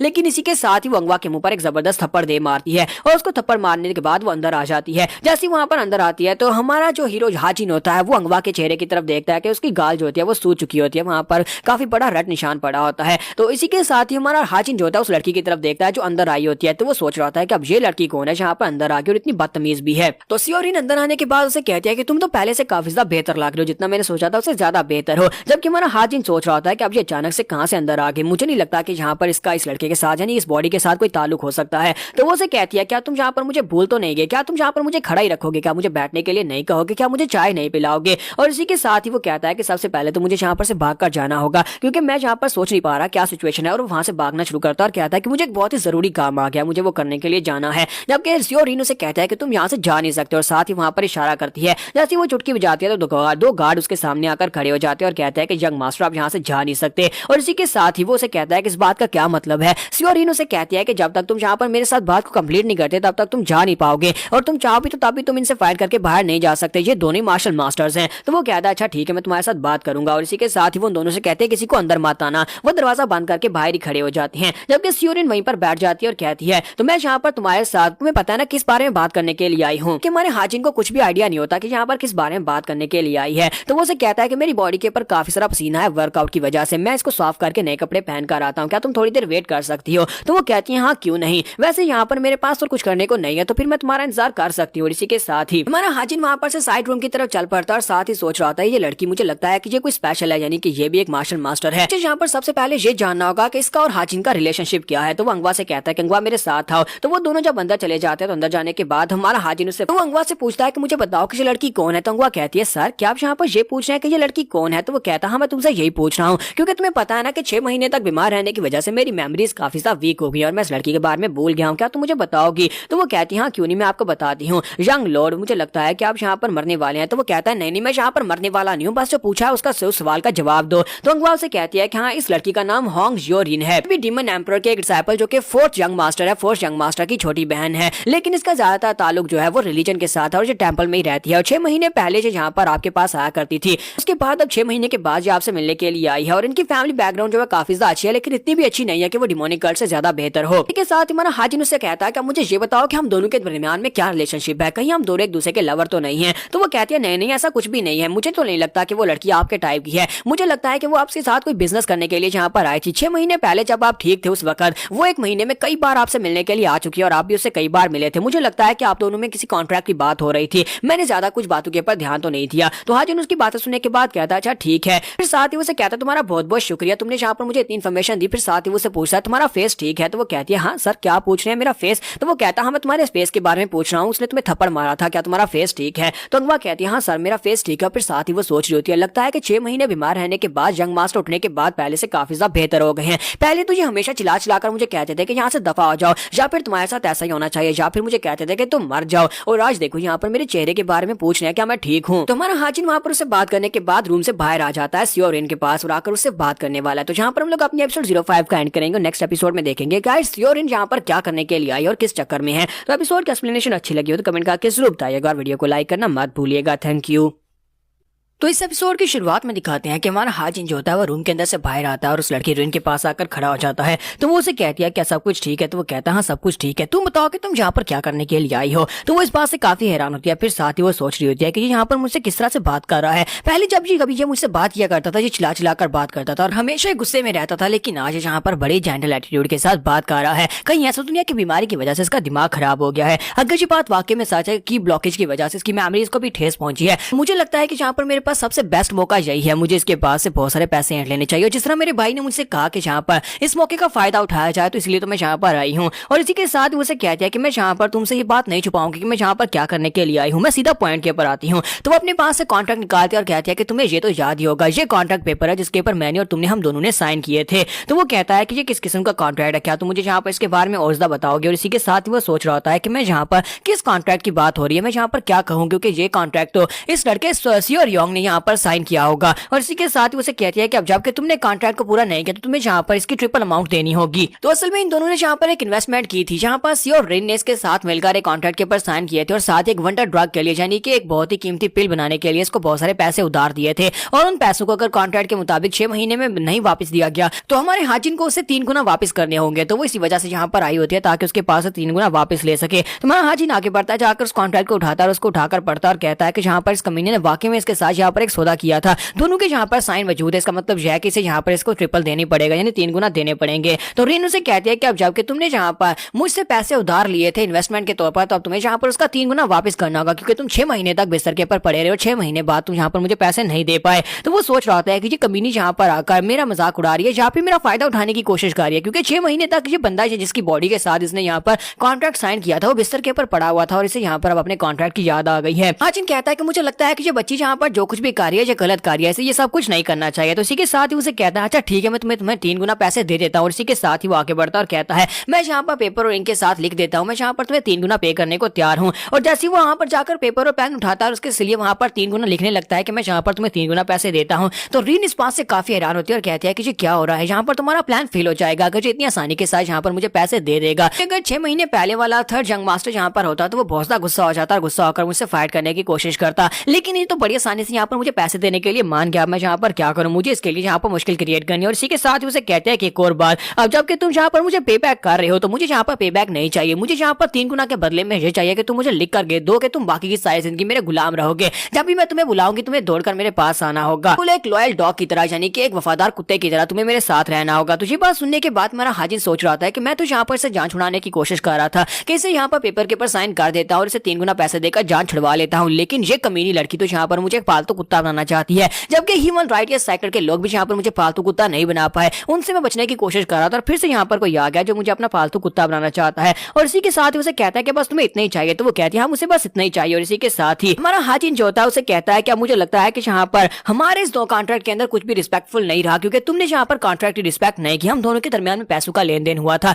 यहाँ पर ये लेन देन नहीं हुआ था कि हम लोग गाहिर के ऊपर एक दूसरे को अपना पालतू कुत्ता बना लेंगे। सियोर योंग उसे कहती है कि तुम यहाँ पर क्या करने की कोशिश कर रहे हो। तो वो कहता है कि मैं तुम्हें बताता बताऊं कि मैं क्या कर रहा हूँ। वो अंगवा से कहता है कंगवा जाओ जाकर मास्टर मूडैम को बुला कर लाओ। तो वो कहती है ठीक है सर। मास्टर मूडैम को वहां पर बुलाया जाता है। तो वो कहते हैं कि सर बताएं कि आपको मुझसे अचानक से क्या काम पड़ गया। तो हमारा हाजिन उसे कहता है कि मैं चाहता हूँ कि मेरे लिए एक कैरेज का बंदोबस्त करो, मैं जाकर डीमन एम्परर से मिलना चाहता हूँ, मुझे उनसे बात करनी है। और ये बात सुनने के बाद मास्टर मूडैम उसे कहते हैं थर्ड यंग मास्टर मैं जाकर उनसे बात करता हूँ, मैं जाकर एम्परर पैलेस में उनको बता देता हूँ, जब वो कहेंगे कि आपको मिलने के लिए बुलाया जाए तो मैं आपके लिए कैरेज भेज दूंगा। तो वो कहता है हाँ ठीक है मैं यहाँ पर इंतजार करूंगा। बात सुनने के बाद रीन भी काफी ज्यादा हैरान हो जाती है। सियोरिन कहती है कि यहाँ पर हो क्या रहा है, तुम यहाँ पर डीमन एम्परर से क्यों मिलना चाहते हो। और इस बात से वो काफी ज्यादा हैरान भी होती है और साथ ही वो शर्मिंदा भी हो रही होती है और उसे कहती है कि बताओ तो सही थर्ड यंग मास्टर तुम क्या करने की कोशिश कर रहे हो। तो वो कहता है कि तुम्हें क्या लगता है कि मैं यहाँ पर क्या करने की कोशिश कर रहा हूँ, मैं यहाँ पर फाइट बैक करूंगा, मैं यहाँ पर तुम्हें पैसे दे रहा था ताकि तुम्हारा कॉन्ट्रैक्ट पूरा हो जाए, लेकिन अफसोस कि तुम यहाँ पर किसी और मकसद से आई हो, मुझे अपना गुलाम बनाना चाहती हो, ऐसा तो बिल्कुल भी नहीं होगा। सियोरिन उसे कहती है लेकिन अगर डीमन एम्परर को इस बारे में पता चला कि उनकी पीठ के पीछे जहाँ पर तुम किसी के साथ कॉन्ट्रैक्ट्स बना रहे थे और उनके साथ यहाँ पर इन्वेस्टमेंट्स कर रहे थे तो फिर तो हम दोनों यहाँ पर मारे जाएंगे। हमारा हाजिन उसे कहता है तो डीमन एम्परर जब इस बारे में सुनेंगे उसके बाद ही वो फैसला करेंगे ना किसको मारना और किसको जिंदा रखना है, क्योंकि मैं तो यहाँ पर उनका पर्सनल डिसाइपल हूँ, यानी कि उनके पर्सनल डिसाइपल्स में थर्ड नंबर पर हूँ। क्या तुम्हें लगता है कि उनके डिसाइपल्स को मारना उनके लिए इतना आसान होगा? वो मुझे कुछ सजा देंगे लेकिन जान से नहीं मारेंगे। लेकिन तुम्हारी फैमिली बैकग्राउंड काफी अच्छी है लेकिन इतनी भी अच्छी नहीं है, तुम उनकी डिसाइपल तो नहीं होना। इसका मतलब यह है कि वो जब चाहे तुम्हारी पूरी की पूरी फैमिली बल्कि तुम्हारे पूरे के पूरे टेंपल को जलाकर राख कर देंगे। अब जरा खुद सोचकर देखो डीमन एम्परर जब गुस्सा होंगे तो वो तुम्हारे साथ क्या करेंगे। और सियोरिन इसी के साथ ही वहीं पर शांत हो जाती है और घबरा जाती है और कहती है प्लीज ऐसा मत करो, प्लीज ऐसा मत करो। हाजिन यहाँ पर अपने प्लान में कामयाब होता है। वो उसे कहता है कि ठीक है मैं जाकर डीमन एम्परर से मिलकर आता हूँ, वापस आकर तुमसे बात करूंगा। तो वो कहती है रुको रुको प्लीज उसके पास मत जाओ, सुप्रीम लीडर के पास मत जाओ, इतनी सी बात के लिए उसके पास मत जाओ। और हाजिन जो होता है फिर से उसे वहां पर डराता है और कहता है कि हम लोग जाकर एम्परर के पैलेस में मिलेंगे, वहीं पर फैसला होगा। जबकि उसे कहती है अच्छा ठीक है रुको मुझे बताओ कि तुम्हें मुझसे क्या चाहिए। तो वो कहता है क्या तुम यहाँ पर सीरियसली बात कर रही हो? तो वो कहती है हाँ मैं सीरियसली बात कर रही हूँ, बताओ कि तुम्हें मुझसे क्या चाहिए। तो हमारे हाजिन उसके पास आता है और उसके सामने कॉन्ट्रैक्ट करता है और कहता है कि ये कॉन्ट्रैक्ट ये जो मैंने साइन किया था इसे अपने हाथों से फाड़ दो, मैं यहाँ पर तुम्हें 1 रुपया भी वापस नहीं करने वाला, तुम्हारा सारे का सारा पैसा खत्म हो गया और ये कॉन्ट्रैक्ट भी यहीं पर खत्म हो गया। तुम ऐसा करती हो तभी तुम यहाँ पर बच पाओगी। तो यहाँ पर वो कॉन्ट्रैक्ट उसके हाथों से फड़वा देता है और उसके बाद नेक्स्ट सीन में फिर से वहां पर वही सपना देख रहा होता है। सपना नहीं होता क्योंकि ये हकीकत होती है और उसकी पास्ट लाइफ के सारे इवेंट्स होते हैं जहाँ पर उसका दोस्त उसे कह रहा होता है कि मैं यहाँ पर इस कत्लेआम की जिंदगी से उगता चुका हूँ, मुझे ऐसे नहीं बनना बल्कि मैं एक दूसरी जिंदगी जीना चाहता हूँ जहाँ पर मैं एक आजाद पंछी की तरह हूँ, जाकर हर एक लहलहाते हुए खेतों को देख सकूं, खिलते हुए फूलों को देख सकूं, पंछियों को चहचहाते हुए देख सकूं। और यहीं पर हाजिन को दिखाता है कि वो अपनी टीम के साथ वहां पर कुछ लोगों को मार रहे होते हैं। वहां पर एक छोटा बच्चा भी होता है, उसको भी उन लोगों ने मार दिया होता है। तो हाजिन वहां पर खड़ा होता है और देख रहा होता है क्या सभी लोग मर गए। तो वो उसे कहते हैं कि हाँ सर हमने सभी लोगों को मार दिया, हम लोग यहाँ पर चेक कर लिया है, जहाँ पर इन दोनों के अलावा और कोई भी नहीं था और बाकी ये जो लोग थे वो दूसरी तरफ थे, उन सभी को भी मार दिया गया है। तो हाजिन उनसे कहता है कि जहाँ पर हमें अलायंस की तरफ से ऑर्डर्स दिए गए थे कि इन सभी लोगों ने जहाँ पर गद्दारी की है, चाहे वो छोटा हो या बड़ा हो, जिससे भी तुम्हें जहाँ पर दिखाई दे उसे मार डालो, क्योंकि ये ऑर्डर्स हैं और हमें ऑर्डर्स को फॉलो करना है। तो वो लोग कहते हैं ठीक है सर हम लोग ऑर्डर्स को फॉलो करेंगे। जब किसी के साथ ही हाजिन को छोटे बच्चे के हाथ में कुछ दिखाई देता है, वो कहता है कि ये क्या है और इसी के साथ ही वो आगे बढ़ता है और उसके हाथ के अंदर से उस चीज को निकालता है। तो वो लकड़ी का वही पंछी होता है जो कि उसके दोस्त ने उसे दिया था। तो वो कहता है कि ये क्या है पंछी इसके पास क्यों है, और इसी के साथ उसे पीछे से आवाज आती है। उसका दोस्त जो होता है बड़ी तेजी के साथ आगे बढ़ता है, वहां पर उसके सामने जो असैसिन खड़ा होता है वो उसे धक्का देता है और पीछे दीवार के साथ जाकर पटकता है और साथ ही वो बाकी के दोनों के ऊपर भी अटैक करता है और उन दोनों को भी मार देता है। यानी कि यहाँ पर अपने साथियों के ऊपर अटैक कर रहा था और गुस्से के साथ आगे बढ़ता है। जबकि हमारा हाजिन उसे कहता है कि दोस्त ये तुम क्या कर रहे हो, ये तुम क्या कर रहे हो। तो वो बड़ी तेजी के साथ उसकी तरफ भी आगे बढ़ता है और हाजिन जो होता है अपनी तलवार को सामने करता है, लेकिन वो उसके अटैक को ब्लॉक कर लेता है, उसकी तलवार को भी काट देता है। लेकिन वो हाजिन को मारता नहीं है बल्कि वो तेजी के साथ आगे बढ़ता है, उस बच्चे की डेड बॉडी को उठाकर वहां पर से आगे गुजर जाता है। हाजिन उसे कहता है कि तुम क्या कर रहे हो, हमें जहाँ पर ऑर्डर्स मिले थे कि इन सभी लोगों ने गद्दारी किया और इन सभी लोगों को जान से मारना होगा, हम लोग ऑर्डर्स को फॉलो कर रहे हैं। मुझे इस बारे में बिल्कुल भी नहीं पता था कि ये तुम्हारी फैमिली के लोग हैं, तो मुझे भी यहाँ पर अभी तक फिलहाल के लिए कंफर्म तो नहीं है। लेकिन जिस तरह से वो लड़का यहाँ पर इस बच्चे को लेकर रो रहा है, ऐसा लगता है जैसे इसका बेटा हो। इसी के साथ ही वो लड़का वहाँ पर एक जबरदस्त चीख मारता है, वो वहाँ पर एक जबरदस्त चीख मारता है। तो इसी के साथ ही वो हाजिन से कहता है क्या यही तुम्हारी जिंदगी है, क्या इसके अलावा तुम्हारी जिंदगी में और कुछ भी नहीं है, क्या ये तुम्हारा जॉब है यहाँ पर किसी को भी देखते उसे मार डालना। इसी के साथ ही जब उस लड़के की बॉडी के अंदर से पैरासाइट एक्टिवेट होता है, वो लड़का मर रहा होता है, तो मरते वक्त वो हाजिन को कर्ज करता है। वो उसे कहता है कि मैं यहाँ पर तुम्हें बद्दुआ देता हूँ कि मरने के बाद भी तुम यहाँ पर इस सबसे पीछा नहीं छुड़ा पाओगे, क्योंकि तुम्हें जिंदगी के बारे में कुछ भी नहीं पता। तुम यहाँ पर सिर्फ और सिर्फ एक काम कर रहे हो, तुम्हें लगता है कि ये एक जॉब है किसी की जान लेना, लेकिन मरने के बाद वो सभी लोग जिनको तुमने मारा है वो उनकी आत्माएं तुम्हें जीने नहीं देंगी, तुम चैन से नहीं रह पाओगे, चाहे तुम यहाँ पर दूसरी दुनिया दूसरी जिंदगी ही क्यों ना जी लो। तो यहाँ पर एपिसोड 06 का एंड करेंगे और नेक्स्ट एपिसोड में देखेंगे क्या हमारा हाजिन यहाँ पर डीमन एम्परर से मिल पाएगा, क्योंकि डीमन एम्परर बहुत ही जल्दी इसको मिलने के लिए बुलाने वाले हैं। तो वहां पर इन दोनों के बीच में क्या होगा ये हम लोग नेक्स्ट एपिसोड में देखेंगे। एपिसोड की एक्सप्लेनेशन अच्छी लगी तो कमेंट करके जरूर बताइएगा, वीडियो को लाइक करना मत भूलिएगा। Thank you. तो गाइस कैसे हैं आप सब लोग। लेगेसी ऑफ असैसिन किंग के एपिसोड 07 के साथ हाजिर हूं। तो इस एपिसोड की शुरुआत में मैं डीमन एम्परर को दिखाता है कि डीमन एम्परर जो होता है वो 3 महीने अपनी कल्टीवेशन कंप्लीट करने के बाद बाहर निकलता है ब्रेक थ्रू करने के बाद, और साथ ही वो अपनी दाढ़ी वाड़ी कटवा रहा था, अपने बालों को सेट करवा रहा था। वहां पर नौकरों से कपड़े पहनवाते हैं और कपड़े पहनने के बाद इसी के साथ ही मास्टर मूड है वहां पर पहले से मौजूद होते हैं। उसे कहते हैं कि सर आपको यहाँ पर बहुत ज्यादा कंग्रेचुलेट, क्योंकि आपने यहाँ पर दोबारा से बहुत सारी अचीवमेंट्स को हासिल कर लिया है। इसी के साथ ही डीमन एम्परर वहां पर से अपनी वाइन की बॉटल उठाता है, साथ ही अपने कप में डालता है और कहता है कि तुमने यहाँ पर कहा कि थर्ड जंग मास्टर मुझसे मिलना चाहता है, उसने मिलने की रिक्वेस्ट की है। तो मास्टर मूडाम उसे कहता है कि हाँ सर ये बात वाकई में सच है, उसने खुद ही यहाँ पर कहा कि वो आपसे मिलना चाहता है, साथ ही उसने यहाँ पर कैरेज का बंदोबस्त करने का भी कहा है, लेकिन मैंने उसे कहा कि मैं पहले आपसे बात करूंगा उसके बाद कैरेज भेजूंगा। तो उसी के साथ ही डीमन एम्परर होते हैं वहां पर अपनी वाइन पीते हैं और साथ उसे कहते हैं फर्स्ट रॉयल गार्ड तुम्हें अच्छी तरह से पता है ना कि मैं यहाँ पर क्या चाहता हूँ। और इसी के साथ वो फिर से वहां पर वाइन डालते हैं, फिर से अपना ग्लास पीते हैं, जबकि मास्टर मूडाम अभी अपना सर झुकाकर वहां पर बैठे होते हैं, सोच रहे होते हैं कि यहाँ पर आगे से क्या कहने वाले हैं। और इसी के साथ ही डीमन एम्परर वहां पर अपने ग्लास पी रहे होते हैं, साथ ही सोचने के बाद उसे कहते हैं मैं चाहता हूं कि थर्ड जंग मास्टर को यहाँ पर पैलेस में ना लाया जाए बल्कि उसको डिमोनिक जजमेंट पवेलियन में लेकर आओ। तो ये बात सुनने के बाद मास्टर मूडाम को एक झटका लगता है,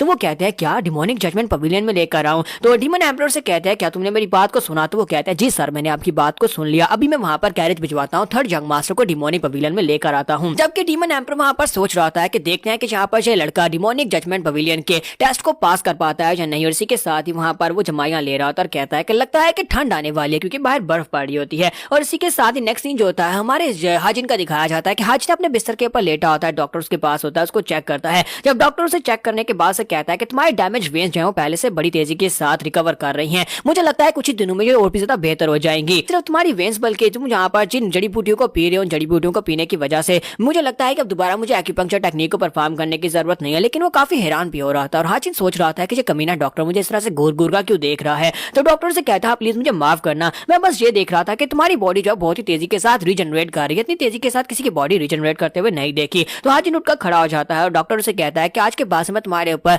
की ब्लॉकिंग टेक्निक यानी कि जो एक्यूपंक्चर टेक्निक्स है उनको यूज नहीं करूंगा, और मुझे लगता है कि तुम यहाँ पर अपनी स्ट्रेंथ के साथ और जो न्यूट्रिएंट्स तुम्हें दिए जाएंगे उन्हीं के साथ रिकवर कर जाओगे। और इसी के साथ ही हमारा हाजिन उससे पूछता है मैं यहाँ पर एक बारे में तुमसे जानना चाहता हूँ। डॉक्टर कहता है कि बताएं ना यंग लॉर्ड आप यहाँ पर किस बारे में जानना चाहते हैं। तो हमारा हाजिन उसे कहता है कि मैंने यहाँ पर किसी सुप्रीम हीलिंग पोशन के बारे में सुना था, मैंने इसके बारे में पहले क्यों नहीं सुना, ये किस किस्म का सुप्रीम हीलिंग पोशन है। तो डॉक्टर उसे कहता है कि सर ये एक बहुत ही पावरफुल पोशन है जिसे बहुत सारी जड़ी बूटियों के साथ कॉन्कैट किया जाता है यानी बनाया जाता है, और इसके हीलिंग इफेक्ट जो होते हैं बहुत ज्यादा जबरदस्त होते हैं। ये वाला जो सुप्रीम हीलिंग पोशन होता है सिर्फ और सिर्फ यहाँ पर हायर रैंक के लोगों को ही दिया जाता है, जैसे कि आप सभी डिसाइपल्स को या फिर डीमन एम्परर को दिया जाता है ताकि आप सभी लोग जल्दी से जल्दी रिकवर कर सकें। तो उसकी बात सुनने के बाद हमारा हीरो सोच रहा था कि मुझे लगता है कि यहाँ पर मुझे बेवकूफ बनाया जा रहा है, ये डॉक्टर या तो मेरी मेडिसिन के साथ कुछ गड़बड़ कर रहा है या फिर यहाँ पर मेडिसिन ही गलत है, क्योंकि यहाँ पर सुप्रीम हीलिंग पोशन पीने के बाद मेरी बॉडी उतनी तेजी के साथ रिकवर क्यों नहीं कर पा रही। डॉक्टर से कहता है तो फिर ठीक है सर मैं यहाँ पर 2 दिन के बाद वापस आऊंगा, उम्मीद करता हूँ कि आप यहाँ पर तेजी से रिकवर करेंगे। और इसी के साथ डॉक्टर वहां चला जाता है। तब कि हमारा हाजिन खिड़की से बाहर निकलता है, डीमन एम्परर के पैलेस की तरफ देखता है और कहता है कि उम्मीद करता हूँ कि मुझे जल्दी से वहां पर संदेशा आएगा कि मुझे डीमन एम्परर ने मिलने के लिए बुलाया है। पता नहीं वो किस किस्म का इंसान होगा, सभी लोगों ने सिर्फ और सिर्फ उसके बारे में सुना हुआ है, सभी लोग सिर्फ इतना जानते हैं कि यहाँ पर म्यूरियम में सबसे पावरफुल इंसान अगर कोई है तो वो सिर्फ और सिर्फ डीमन एम्परर है। हालांकि यहाँ पर रैंकिंग में 10 बहुत ही पावरफुल मार्शल आर्टिस्ट हैं, उन 10 पावरफुल मार्शल आर्टिस्ट में कभी मेरा नाम भी हुआ करता था यानी कि असैसिन किंग का भी नाम हुआ करता था। लेकिन यहाँ पर अगर कोई सबसे पावरफुल फोर्स है जिसके सामने हमारी ह्यूमन राइट्स अलायंस और इसके अलावा स्टील ब्लड फोर्ट्रेस के मास्टर भी सर झुकाते हैं तो वो सिर्फ और सिर्फ यहाँ पर डीमन एम्परर है। उसकी पावर्स इतनी ज्यादा है कि वो सिर्फ और सिर्फ उसकी तरफ ग्लेयर करके यानी घूर कर किसी की जान ले सकता है। हाजिन सोच रहा होता है कि मुझे लगता है कि इस वक्त डीमन एम्परर से मिलना मेरे लिए काफी ज्यादा डेंजरस हो सकता है। हो सकता है कि उसे मेरे बारे में पता चल जाए कि मैं उसका डिसाइपल नहीं हूँ बल्कि उसकी बॉडी में कोई और हूँ, लेकिन उससे मिले बिना मैं यहाँ पर ये कैसे कह सकता हूँ। मुझे पहले उससे जाकर मिलना होगा, लेकिन मुझे बहुत ज्यादा काशियस रहने की जरूरत है। और मुझे नहीं लगता कि मुझे यहाँ पर उस लड़की रिन के बारे में उसको कुछ बताना चाहिए, क्योंकि अगर मैंने उसके बारे में बताया तो वाकई में उसके पूरे टेंपल को और साथ उसकी फैमिली को भी मार डालेगा। लेकिन मैं यहाँ पर किसी का गुलाम तो बिल्कुल भी नहीं बनना चाहता। मुझे यहाँ पर एक नई जिंदगी मिली थी आजाद रहने के लिए, ना कि मैं यहाँ पर किसी उस कुतिया के यहाँ पर गुलामी करना शुरू कर दूं या फिर फोर्स यंग मास्टर के हाथों उसकी कठपुतली बन जाऊं। और इसी के साथ वो काफी ज्यादा गुस्सा हो जाता है और कहता है कि मुझे गुस्सा आ रहा है कि इस कमीने लड़के ने उस लड़की के साथ कॉन्ट्रैक्ट किया है क्यों, जबकि उसकी शक्ल पर लिखा हुआ है कि वो कमीनी है। तो इसी के साथ ही बाहर से उसे आवाज आती है कि यंग लॉर्ड आपको डीमन एम्परर ने मिलने के लिए बुलाया, प्लीज जल्दी से बाहर आ जाए, आपकी कैरेज रेडी है। तो अंगवा उसे कहते हैं कि मैं आपके कपड़े तैयार कर देती हूँ ताकि आप तैयार होकर वहां पर जाएं। और इसी के साथ उसको तैयार कर दिया जाता है। वो दरवाजा खोलता है, बाहर निकलता है तो वहां पर सामने उसकी कैरेज खड़ी होती है और वो अपनी कैरेज में बैठता है और उसमें बैठकर वहां पर पहुंच जाता है जहां पर मास्टर मूडैम पहले से वहां पर खड़े होते हैं और उसे गाइड करते हैं। और साथ ही वहां पर एक और बंदा होता है, कहता है कि सर अब आगे मैं आपको लेकर जाऊंगा, और वो उसे लेकर एक पहाड़ी इलाके की तरफ चले जाते हैं जहां पर सिर्फ और सिर्फ पहाड़ी ही होती हैं और वहां पर सेंटर में एक रास्ता होता है। हाजिन इस बात से काफी हैरान होता है और कहता है कि ये क्या, मुझे तो लगा था कि पैलेस में मिलने के लिए बुलाया जाएगा, लेकिन ये लोग मुझे कहाँ पर ले आए हैं। तो वहाँ पर देखता है तो वहाँ पर सीढ़ियाँ होती हैं, सीढ़ियाँ जो होती हैं वो काफी ऊंचाई के ऊपर जाकर एक घर होता है, एक छोटा सा पवेलियन होता है। तो वो कहता है कि ये डिमोनिक जजमेंट पवेलियन है क्या, क्या मुझे चढ़कर ऊपर जाना होगा। और इसी के साथ डीमन एम्परर को दिखाता है कि वहाँ पर बैठा होता है, वाइन पी रहा होता है और कहता है कि बहुत ही जल्दी यहाँ पर किसी की जजमेंट आने वाली है। और इसी के साथ ही दिखाते हैं कि हमारा हाजिन जो होता है वो उस बंदे के साथ सीढ़ियाँ चढ़ते ऊपर की तरफ जा रहा होता है। हाजिन कहता है कि मुझे समझ नहीं आ रही कि ये लोग यहाँ पर मुझे क्यों लेकर आए हैं, मुझे लगता है कि ये इनका हेडक्वार्टर है। देखो तो चारों तरफ माउंटेन्स और माउंटेन्स के बीच में बहुत ही पावरफुल मास्टर छुपे हुए हैं, यानी कि यहाँ पर कोई भी आकर कभी अटैक नहीं कर सकता। इसी वजह से तो राइटियस ह्यूमन अलायंस और स्टील ब्लड फोर्ट्रेस के लोग कभी भी यहाँ पर आकर अटैक नहीं कर पाए। और डीमन एम्परर जो है सबसे ज्यादा सुरक्षित इंसान है, हालांकि उसके ऊपर अटैक करने के लिए कोई आएगा भी नहीं क्योंकि वो सबसे पावरफुल इंसान भी है, लेकिन यहाँ पर काफी सारे हाई लेवल के मास्टर जो आसपास छुपकर यहाँ पर नजर रखे हुए हैं। हाजिन सोच रहा था अगर मैं यहाँ पर सिर्फ और सिर्फ एक भी गलती करता हूँ तो मुझे लगता है कि मेरी तो हड्डियां भी नहीं बचेंगी, ये सभी मास्टर्स एक एक भी अटैक करे तो मैं नहीं बच पाऊंगा।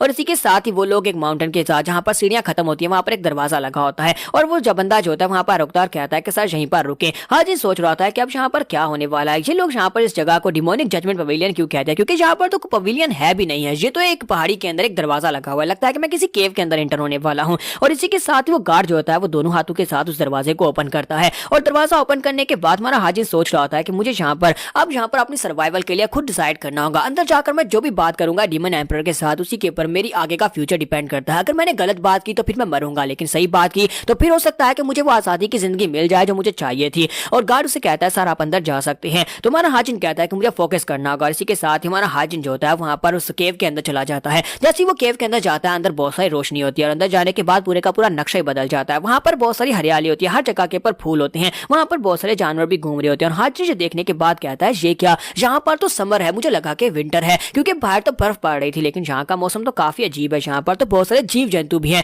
ऐसे लगता है कि जो जिंदगी मुझे चाहिए थी यहाँ पर बिल्कुल वही परफेक्ट माहौल है। यहाँ पर पंछी भी चहचहा रहे होते हैं तो वो बहुत ज्यादा हैरान होता है और कहता है कि ये रियल नहीं हो सकता, मुझे लगता है कि ये इल्यूजन है। फिर साथ ही वो आगे बढ़ता है और कहता है कि ये इल्यूजन भी है फिर भी ये बहुत ज्यादा रियलिस्टिक है क्योंकि इस तरह की इल्यूजन मैंने जिंदगी में कभी नहीं देखी। हाजिन सोच रहा था कि मुझे इसी तरह की जिंदगी चाहिए थी, मैं यहाँ पर असैसिन किंग की पोस्ट से रिटायर होने के बाद इसी तरह के खेतों में जाकर अपनी बाकी की सारी जिंदगी गुजारना चाहता हूँ, जहाँ पर आराम से फील्ड में लेट जाऊँ, वहाँ पर हवा को महसूस करूँ, परिंदों को चहचहाता हुआ सुनूं और इसके साथ साथ वहाँ पर ठंडी हवा के मजे लूं। इसी के साथ ही वहाँ पर वो फूलों को भी टच करता है और कहता है कि जो तो वाकई में बहुत ज्यादा रियल है। वहाँ पर वो सारी की सारी इल्यूजन को फील कर रहा होता है। इसी के साथ उसे डीमन किंग की आवाज आती है, डीमन एम्परर से कहते हैं कि इस तरफ आ जाओ। और यहाँ पर हम लोग अपनी एपिसोड 07 का एंड करेंगे और नेक्स्ट एपिसोड में देखेंगे कि यहाँ पर इसकी जजमेंट क्या होने वाली है। तो लास्ट एपिसोड के एंड पे हमने देखा था कि हमारा हाजिन जो होता है वो एक इल्यूजनरी पवेलियन के अंदर चला जाता है जहां पर वो सभी चीजों को बहुत ज्यादा एंजॉय कर रहा था। इसी के साथ ही डीमन एम्परर की आवाज आती है कि इस तरफ आ जाओ। वो जल्दी से पीछे की तरफ घूमता और कहता है कि तुमने तो मुझे डरा ही दिया, लेकिन साथ उसे पीछे गाजीबू दिखाई देता है। तो वो कहता है कि यहाँ पर कहाँ से आ गया, मैंने पहले से यहाँ पर नहीं देखा। तो वहां पर उसे डीमन एम्परर भी दिखाया देता है। वो कहता है कि यहाँ पर तो डीमन एम्परर भी खड़ा है, लगता है कि यही डीमन एम्परर है। और इसी के साथ ही वहां पर उसके पाँव अपने आप ही आगे की तरफ चलना शुरू हो जाते हैं। हाजिन कहता है कि ये क्या हो रहा है, मैं यहाँ पर चल नहीं रहा बल्कि मेरे पाँव खुद ही उसकी तरफ आगे बढ़ रहे हैं। तुम्हारा हाजिन वहां पर जैसे अपने पांव आगे की तरफ बढ़ाता है तो फूलों के पास उसके पांव गुजरते हैं, तो उसी के साथ ही फूल मुरझाने शुरू हो जाते हैं। तो वो कहता है कि मुझे समझ नहीं आ रही कि यहाँ पर हो क्या रहा है, मैं उसकी तरफ आगे क्यों चलता जा रहा है। ऐसा लगता है कि जैसे किसी ने मुझे यहाँ पर विविष्ट किया हो, यानी कि किसी ने मुझे अपने वश के अंदर कर लिया हो। जबकि वहां पर डीमन एम्परर बड़ी आराम के साथ अपनी वाइन डालकर पिए जा रहा होता है। हाजिन चलता चलता आगे बढ़ रहा था, जहां पर वो पांव रखता है वहां पर से घास भी जल जाती है। तो इसका मतलब ये होता है कि वो यहाँ पर डेथ को एक्सपीरियंस कर रहा होता है, जैसे वहां पर उसके करीब पहुंच रहा होता है। इसी के साथ ही डीमन एम्परर वहां पर उसको जज कर रहा होता है क्योंकि जो पवेलियन उसकी जजमेंट के लिए होता है। तो वो कहता है मुझे लगता है कि इसका पहला स्टेप जो है वो लाइफ को दर्शाता है, इसका दूसरा स्टेप जो है वो मौत को दर्शाता है, क्योंकि जब यहाँ पर एंटर हुआ तब यहाँ पर सीनरी चेंज हो गई और यहाँ पर हर एक चीज हरा भरा हो गया। और उसके बाद अब जब मेरी तरफ आगे बढ़ रहा है तो यहाँ पर सीनरी खराब होती जा रही है, यानी कि ये मौत को दर्शा रहा है। तो यहाँ पर डिमोनिक एम्परर जो होता है वो सोच रहा होता है कि मुझे लगता है कि थर्ड जंग मास्टर ने यहाँ पर इसी डिमोनिक जजमेंट को रिवील किया है, क्योंकि यही उसकी जजमेंट होती है। अगर वो यहाँ पर कुछ और जज करता है तो यहाँ पर बहुत ही बड़े बड़े मॉन्स्टर्स निकल आते। चलता चलता सीधा उस पवेलियन के उस गाजिबी को करीब पहुंच जाता है। तो वो कहता है कि मुझे मेरे असैसिन किंग के इंस्टिंक्ट्स कह रहे हैं कि यहाँ पर बहुत ज्यादा खतरा है और मुझे आगे नहीं बढ़ना चाहिए, लेकिन मैं यहाँ पर क्या करूं, मैं पूरी तरह से उसके कंट्रोल में हूँ। ये बॉडी बहुत ज्यादा वीक है, मैं यहाँ पर अपने आप को बचा भी नहीं पाऊंगा, मेरे पास और कोई रास्ता नहीं है, मुझे आगे बढ़ना होगा, वापस हटने का कोई रास्ता नहीं है। और इसी के साथ ही वो आगे बढ़ता और कहता है अगर मुझे यहाँ पर एक नई जिंदगी चाहिए तो फिर मुझे यहाँ पर इससे बात करनी पड़ेगी, क्योंकि मैं यहाँ पर और ज्यादा नहीं रह सकता, मुझे एक आजाद इंसान बनकर इस डिमोनिक कल्ट को छोड़कर जाना होगा। तुम्हारा हाजिन सोच रहा था कि फाइनली मैं यहाँ पर डीमन गार्ड से मिलने वाला हूँ। तो जब वो वहां पर आगे बढ़ता है तो वहां पर उसके सामने डीमन एम्परर बैठा होता है। तो वो उसके सामने आकर खड़ा हो जाता है। डीमन एम्परर जो होता है उसकी तरफ देखता है, जैसे डीमन एम्परर उसकी तरफ देखता है इसी के साथ ही में नेक्स्ट सीन बाहर का दिखाया जाता है जहाँ पर मास्टर मूडैम के साथ एक गार्ड खड़ा होता है। वो कहता है मास्टर क्या वाकई में यहाँ पर थर्ड यंग मास्टर अंदर चले गए, लेकिन सर आप यहाँ पर इतने परेशान क्यों लग रहे हैं, यहाँ पर अंदर जाने में इतनी भी क्या बड़ी बात है कि आप यहाँ पर परेशान हो गए हैं, क्या आप मुझे बताएंगे। तो मास्टर मूडैम आगे से बिल्कुल खामोश होते हैं। तो वो गार्ड से कहता है सर प्लीज मुझे माफ करिएगा अगर मैंने यहाँ पर आपसे कोई गलत सवाल कर लिया हो जो कि मेरी प्रोग्रेस में ना हो। तो मास्टर मूडैम उसे कहते हैं नहीं ऐसी बात नहीं है, और इसी के साथ ही उसे बताते हैं डीमन लॉर्ड की रियन में अभी तक सिर्फ और सिर्फ 3 ही लोग जो हैं वो यहाँ पर अंदर जा चुके हैं। मास्टर मूडैम उसे बताते हैं कि जो पहले 2 लोग अंदर जा चुके हैं वो कौन थे। तो वो कहता है कि सबसे पहले यहाँ पर 25 साल पहले एक लड़का अंदर गया था और वो मास्टर का फर्स्ट डिसाइपल था। ये बात सुनने के बाद वो जो गार्ड होता है वो कहता है कि सर क्या आप यहाँ पर फर्स्ट यंग मास्टर की बात कर रहे हैं, फर्स्ट यंग मास्टर जो उनका पहला डिसाइपल है क्या वो यहाँ पर अंदर गया था। तो मास्टर मूडैम उसे कहते हैं नहीं वो उसका पहला डिसाइपल नहीं था बल्कि उससे पहले भी उनका एक डिसाइपल था, और उनसे पहले जो उनका डिसाइपल था उसे यहाँ पर अंदर इंटर होने का मौका मिला था। मास्टर ने उसे खुद यहाँ पर अंदर बुलाया था। जब उसे अंदर बुलाया गया था तो क्या तुम्हें पता है कि उसके बाद किस कास क्या हुआ। तो वो गार्ड जो होता है वो कहता है कि सर पहले तो मुझे यहाँ पर यही नहीं पता कि उनके पास इससे पहले भी यहाँ पर एक डिसाइपल हुआ करता था। अगर यहाँ पर 20 साल पहले की बात की जा रही है, 25 साल पहले की बात की जा रही है तो हाँ यहाँ पर वाकई में उनका डिसाइपल हो सकता है क्योंकि उनका फर्स्ट डिसाइपल जब वो तो 20 साल पहले बना था। तो मास्टर मूडैम उसे कहते हैं कि वो फर्स्ट डिसाइपल जो अंदर गया था उसकी बॉडी बहुत ही बुरी हालत में मिली थी, उसकी बॉडी के ऊपर इतने कट्स लगे हुए थे जैसे किसी जानवर ने उसे चीर फाड़ दिया हो। तो ये बात सुनने के बाद बॉस गार्ड जो होता है वो बहुत ज्यादा घबरा जाता है और कहता है क्या डीमन एम्परर ने खुद उसे मारा था। तो वो कहते हैं नहीं डीमन एम्परर ने ऐसा कुछ भी नहीं किया। क्या तुम्हें लगता है कि डीमन एम्परर को किसी को मारने के लिए यहाँ पर इस पवेलियन में बुलाने की जरूरत है, वो जहाँ पर चाहे उसी जगह के ऊपर जाकर उसको मार सकते हैं। तो गार्ड उसे कहता है कि सर ये बात तो आपकी वाकई में सच है। फिर साथ ही उससे पूछता है सर आपने कहा कि 3 लोग अंदर गए थे और उनमें से एक तो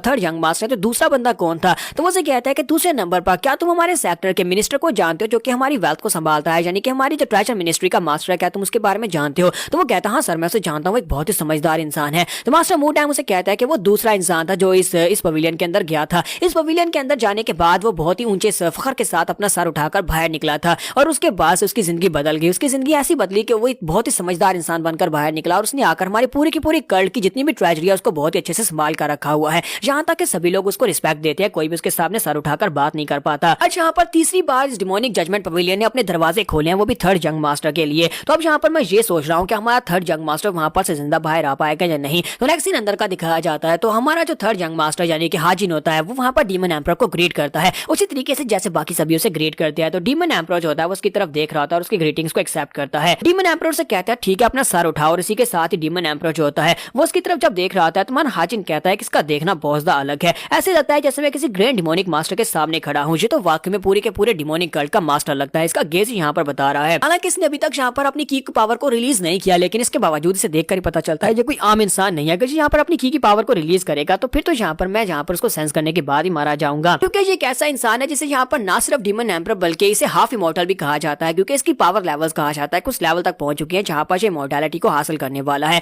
इसने बहुत सारी जिंदगी जी है और साथ ही ये हाफ मार्शल गार्ड भी बन चुका है। यहाँ पर उसके सामने कोई भी गलत बात नहीं करनी, कहीं ऐसा ना हो कि एक झटके में ये मुझे मार डाले। और इसी के साथ ही डीमन एम्परर जो होता है उसे कहते हैं कि बताओ कि तुम यहाँ पर मुझसे क्यों मिलना चाहते थे, मैंने सुना कि तुम मुझसे मिलना चाहते हो। और साथ ही उसके सामने वाइन करता है। तो हमारा जो हाजिन होता है वो आगे बढ़ता है, जाकर उसके पास से वाइन का ग्लास लेता है और कहता है कि ये तो बहुत ही अच्छी है, कितना अरसा हो गया कि मैंने यहाँ पर अच्छी वाइन नहीं पी। इसी के साथ ही वो जल्दी से इस वाइन को गटक जाता है। तो डीमन एम्परर कहते हैं तो फिर बताओ कि तुमने यहाँ पर मुझसे क्यों मिलने के लिए मुझे कहा कि तुम मुझसे मिलना चाहते हो। तो हाजिन इसी के साथ ही ग्लास रखता है और साथ ही कहता है कि सर मैं आपको बताता हूँ। साथ ही वो सोच रहा था कि अब मैं यहाँ पर क्या कहूँ, क्या ये वाकई में सभी अपने डिसाइपल्स के साथ इसी तरह से बात करता है। सोच रहा था कि मुझे लगता है कि मुझे इसे डायरेक्टली बात बतानी होगी, क्योंकि इसे देख इसके सीरियस फेस को देखकर तो लगता है कि ये सीधी बात सुनना चाहेगा। और इसी के साथ ही वो कहता है कि मैं यहाँ पर आपसे रिक्वेस्ट करना चाहता हूँ। डीमन लॉर्ड कहता है कि बताओ कि तुम क्या रिक्वेस्ट करना चाहते हो। तुम्हारा हाजिन उसे कहता है कि मैं यहाँ पर आपसे ये रिक्वेस्ट करना चाहता हूँ कि मैं यहाँ पर कल्ट को छोड़कर जाना चाहता हूँ। अगर आपको इस बात से कोई मसला ना हो तो क्या मैं कल्ट को छोड़कर जा सकता हूँ। और इसी के साथ ही वो अंदर से सोच रहा था मुझे लगता है कि मैंने बहुत बड़ी गलती कर दी। अभी यहाँ पर बहुत ज्यादा गुस्सा हो जाएगा और जब ये गुस्सा हो जाएगा उसके बाद यहाँ पर अपनी पावर्स को रिलीज करेगा, मुझे मार डालेगा।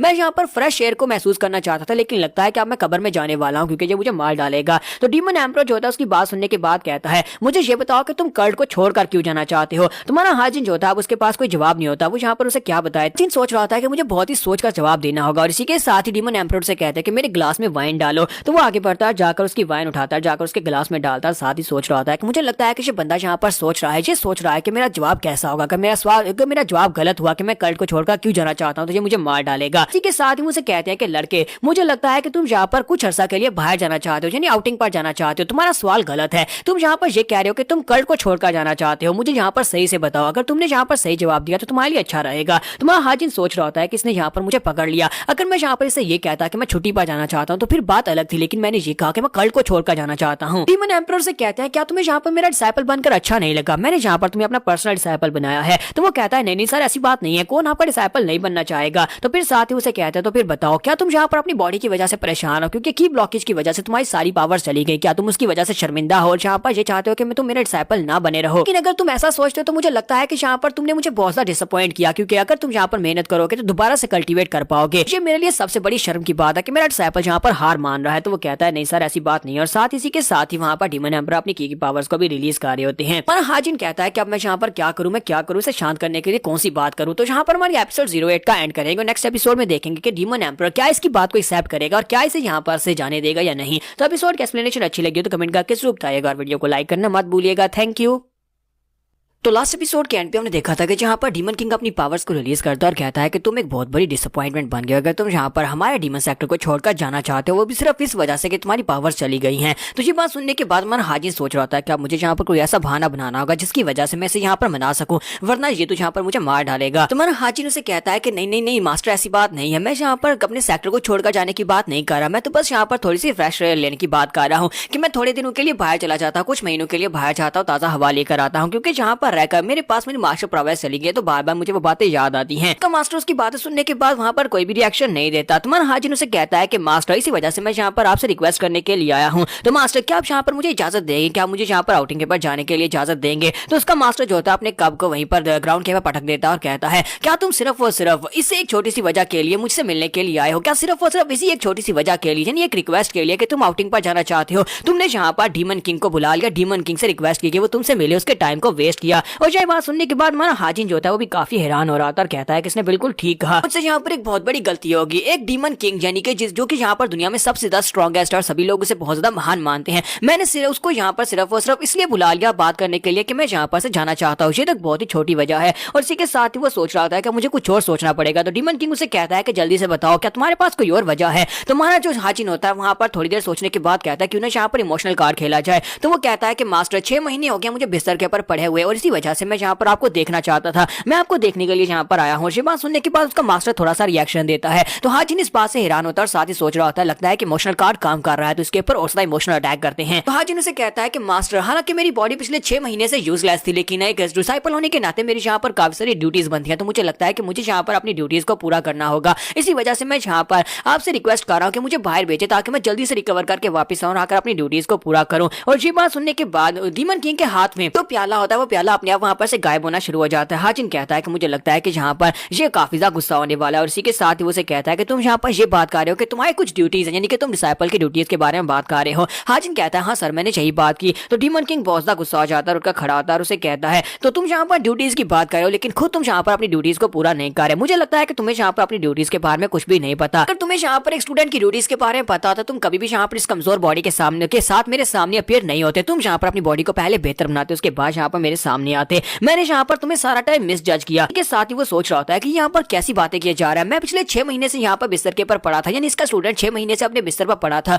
और यहाँ पर उसकी ड्यूटीज के बारे में बात कर रहा है। मुझे लगता है ये गलत बात कर रहा है। लेकिन डीमन किंग जब वहाँ पर अपने प्रेशर को रिलीज करता है तो हाजिन कहता है कि सिर्फ और सिर्फ इसके देखने की वजह से यहाँ पर मुझे महसूस हो रहा है कि मेरे अंदर तक सोल भी शैटर हो जाएगी। लेकिन लगता है कि मैं यहाँ पर पकड़ा गया। मुझे लगता है कि यहाँ पर इसको समझ आ गया कि इसके डिसाइपल की बॉडी के अंदर कोई और है। लेकिन इसी के साथ ही डीमन किंग पीछे की तरफ घूम जाता है। हाजिन कहता है कि मुझे तो समझ ही नहीं आ रही कि इसका नेचर क्या है, इसका बिहेवियर क्या है। यहाँ पर कभी कुछ बात करता है, कभी गुस्सा हो जाता है, कभी यहाँ पर शांत हो जाता है। तो डीमन किंग पीछे घूमने के बाद फिर साथ ही गुस्से के साथ उसे कहते हैं 3 दिन के बाद तुम्हें यहाँ पर पता चल जाएगा कि मैं तुम्हें कहाँ पर भेजने वाला हूँ। 3 दिन के बाद तुम्हें आउटिंग के लिए भेज दिया जाएगा, इसलिए जाओ जाकर इंतजार करो। तो हाजिन कहता है क्या बस इतना ही? लेकिन तुमने यहाँ पर मुझे ये तो नहीं बताया कि यहाँ पर मुझे इजाजत मिली है या नहीं, क्योंकि इसने कहा कि 3 दिन के बाद कोई आकर मुझसे मिलेगा और मुझे बताएगा कि मुझे कहाँ पर भेजना है, लेकिन ये तो नहीं बताया कि कहाँ पर भेजा जा रहा है। इसी के साथ ही हमारा हाजिन जो होता है वो उसके साथ ज्यादा बहस नहीं करता, वहां पर से बाहर आ जाता है। जबकि यहीं पर नेक्स्ट सीन जो होता है वो डीमन एम्परर का दिखाया जाता है कि डीमन एम्परर जो होते हैं वो काफी ज्यादा हैरान परेशान होते हैं और कहते हैं जहाँ पर हमारी जजमेंट पवेलियन में पहले की तरह यहाँ पर इस तरह की ग्रीनरी मैंने कभी नहीं देखी, यानी काफी अरसा हो गया इस तरह की ग्रीनरी को यहाँ पर देखे हुए। और फिर साथ ही नेक्स्ट सीन जो होता है वो पैलेस का दिखाया जाता है। रात के वक्त जब वो अपने पैलेस में वापस आता है तो मास्टर मूडैम उसके पास होता है। वो मूडैम के लिए वहाँ पर प्याले में वाइन डालता है, उसे कहता है कि इसे पियो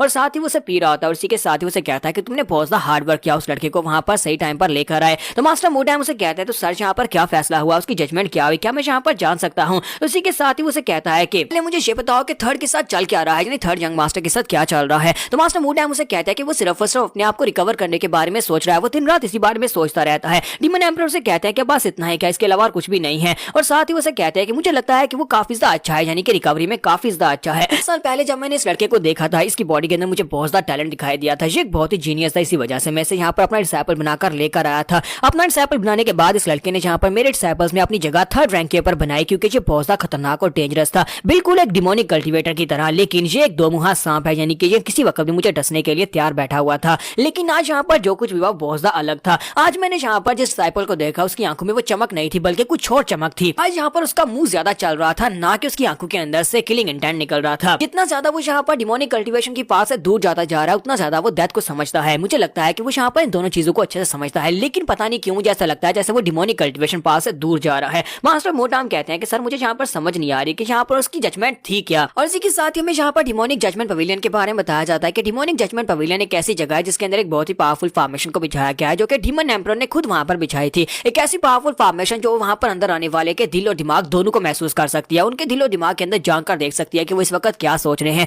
अगर कोई वहां पर सादा सोच के साथ जाएगा तो वहां पर उसको सादा सीनरी दिखाई देगी, लेकिन अगर वहां पर कोई डीमन एम्परर को मारने की सोच रखता होगा, हालांकि वो थोड़ी सी सोच क्यों ना हो, उसके बाद वहां पर उसे बहुत सारे मॉन्स्टर्स दिखाई देंगे और वो इतने मॉन्स्टर्स जो होंगे वो उसके ऊपर अटैक करेंगे, जिसके बाद वो उसे नोच नोच कर मार डालेंगे। थर्ड यंग मास्टर वहां पर से जिंदा बाहर आया तो उसका मतलब यह है कि वो डीमन एम्परर को मारना नहीं चाहता था, उसके बारे में इस तरह की कोई भी सोच नहीं रखता, यानी डीमन एम्परर को मारने या फिर उसके थ्रोन के ऊपर बैठने, उसकी गद्दी के ऊपर कब्जा करने के बारे में कुछ भी नहीं सोचता। इसी के साथ ही डीमन एम्परर जो होते हैं मास्टर मोटाम से पूछते हैं, मुझे ये बताओ क्या बैम्बू ग्रोव यानी कि एक बैम्बू का एक जंगल होता है, उसके बारे में पूछते हैं, क्या वहां पर इस वक्त अच्छे से ध्यान रखा जा रहा है। तो वो कहते हैं हाँ सर, वहां पर अच्छे से ध्यान रखा जा रहा है। कोर्ट ऑफ एल्डर्स के एल्डर्स वहां पर हैं और सब कुछ मैनेज कर रहे हैं। तब से एल्डर्स ने वहां का चार्ज संभाला है, तब से वहां पर कैजुअलिटीज यानी डेथ रेट बहुत ज्यादा कम हो गया है। अभी भी यहाँ पर कम से कम साल में 5 कैजुअलिटीज हो रही हैं, लेकिन फिर भी ये बहुत ज्यादा कम है। तो डीमन एम्परर से कहता है कि ये बहुत ही अच्छी बात है। फिर साथ ही उसे कहता है कि मैं चाहता हूँ कि जाकर एल्डर्स को एक मेरा मैसेज दो, सभी एल्डर्स को वहां पर से हटा दो, बैम्बू ट्री जंगल में से किसी को भी वहां पर नहीं होना चाहिए। मैं चाहता हूँ कि थर्ड यंग मास्टर को वहां पर भेज दो, उसे अकेले वहां पर जाने दो, उसे अकेले वहां पर जाकर एंजॉय करने दो,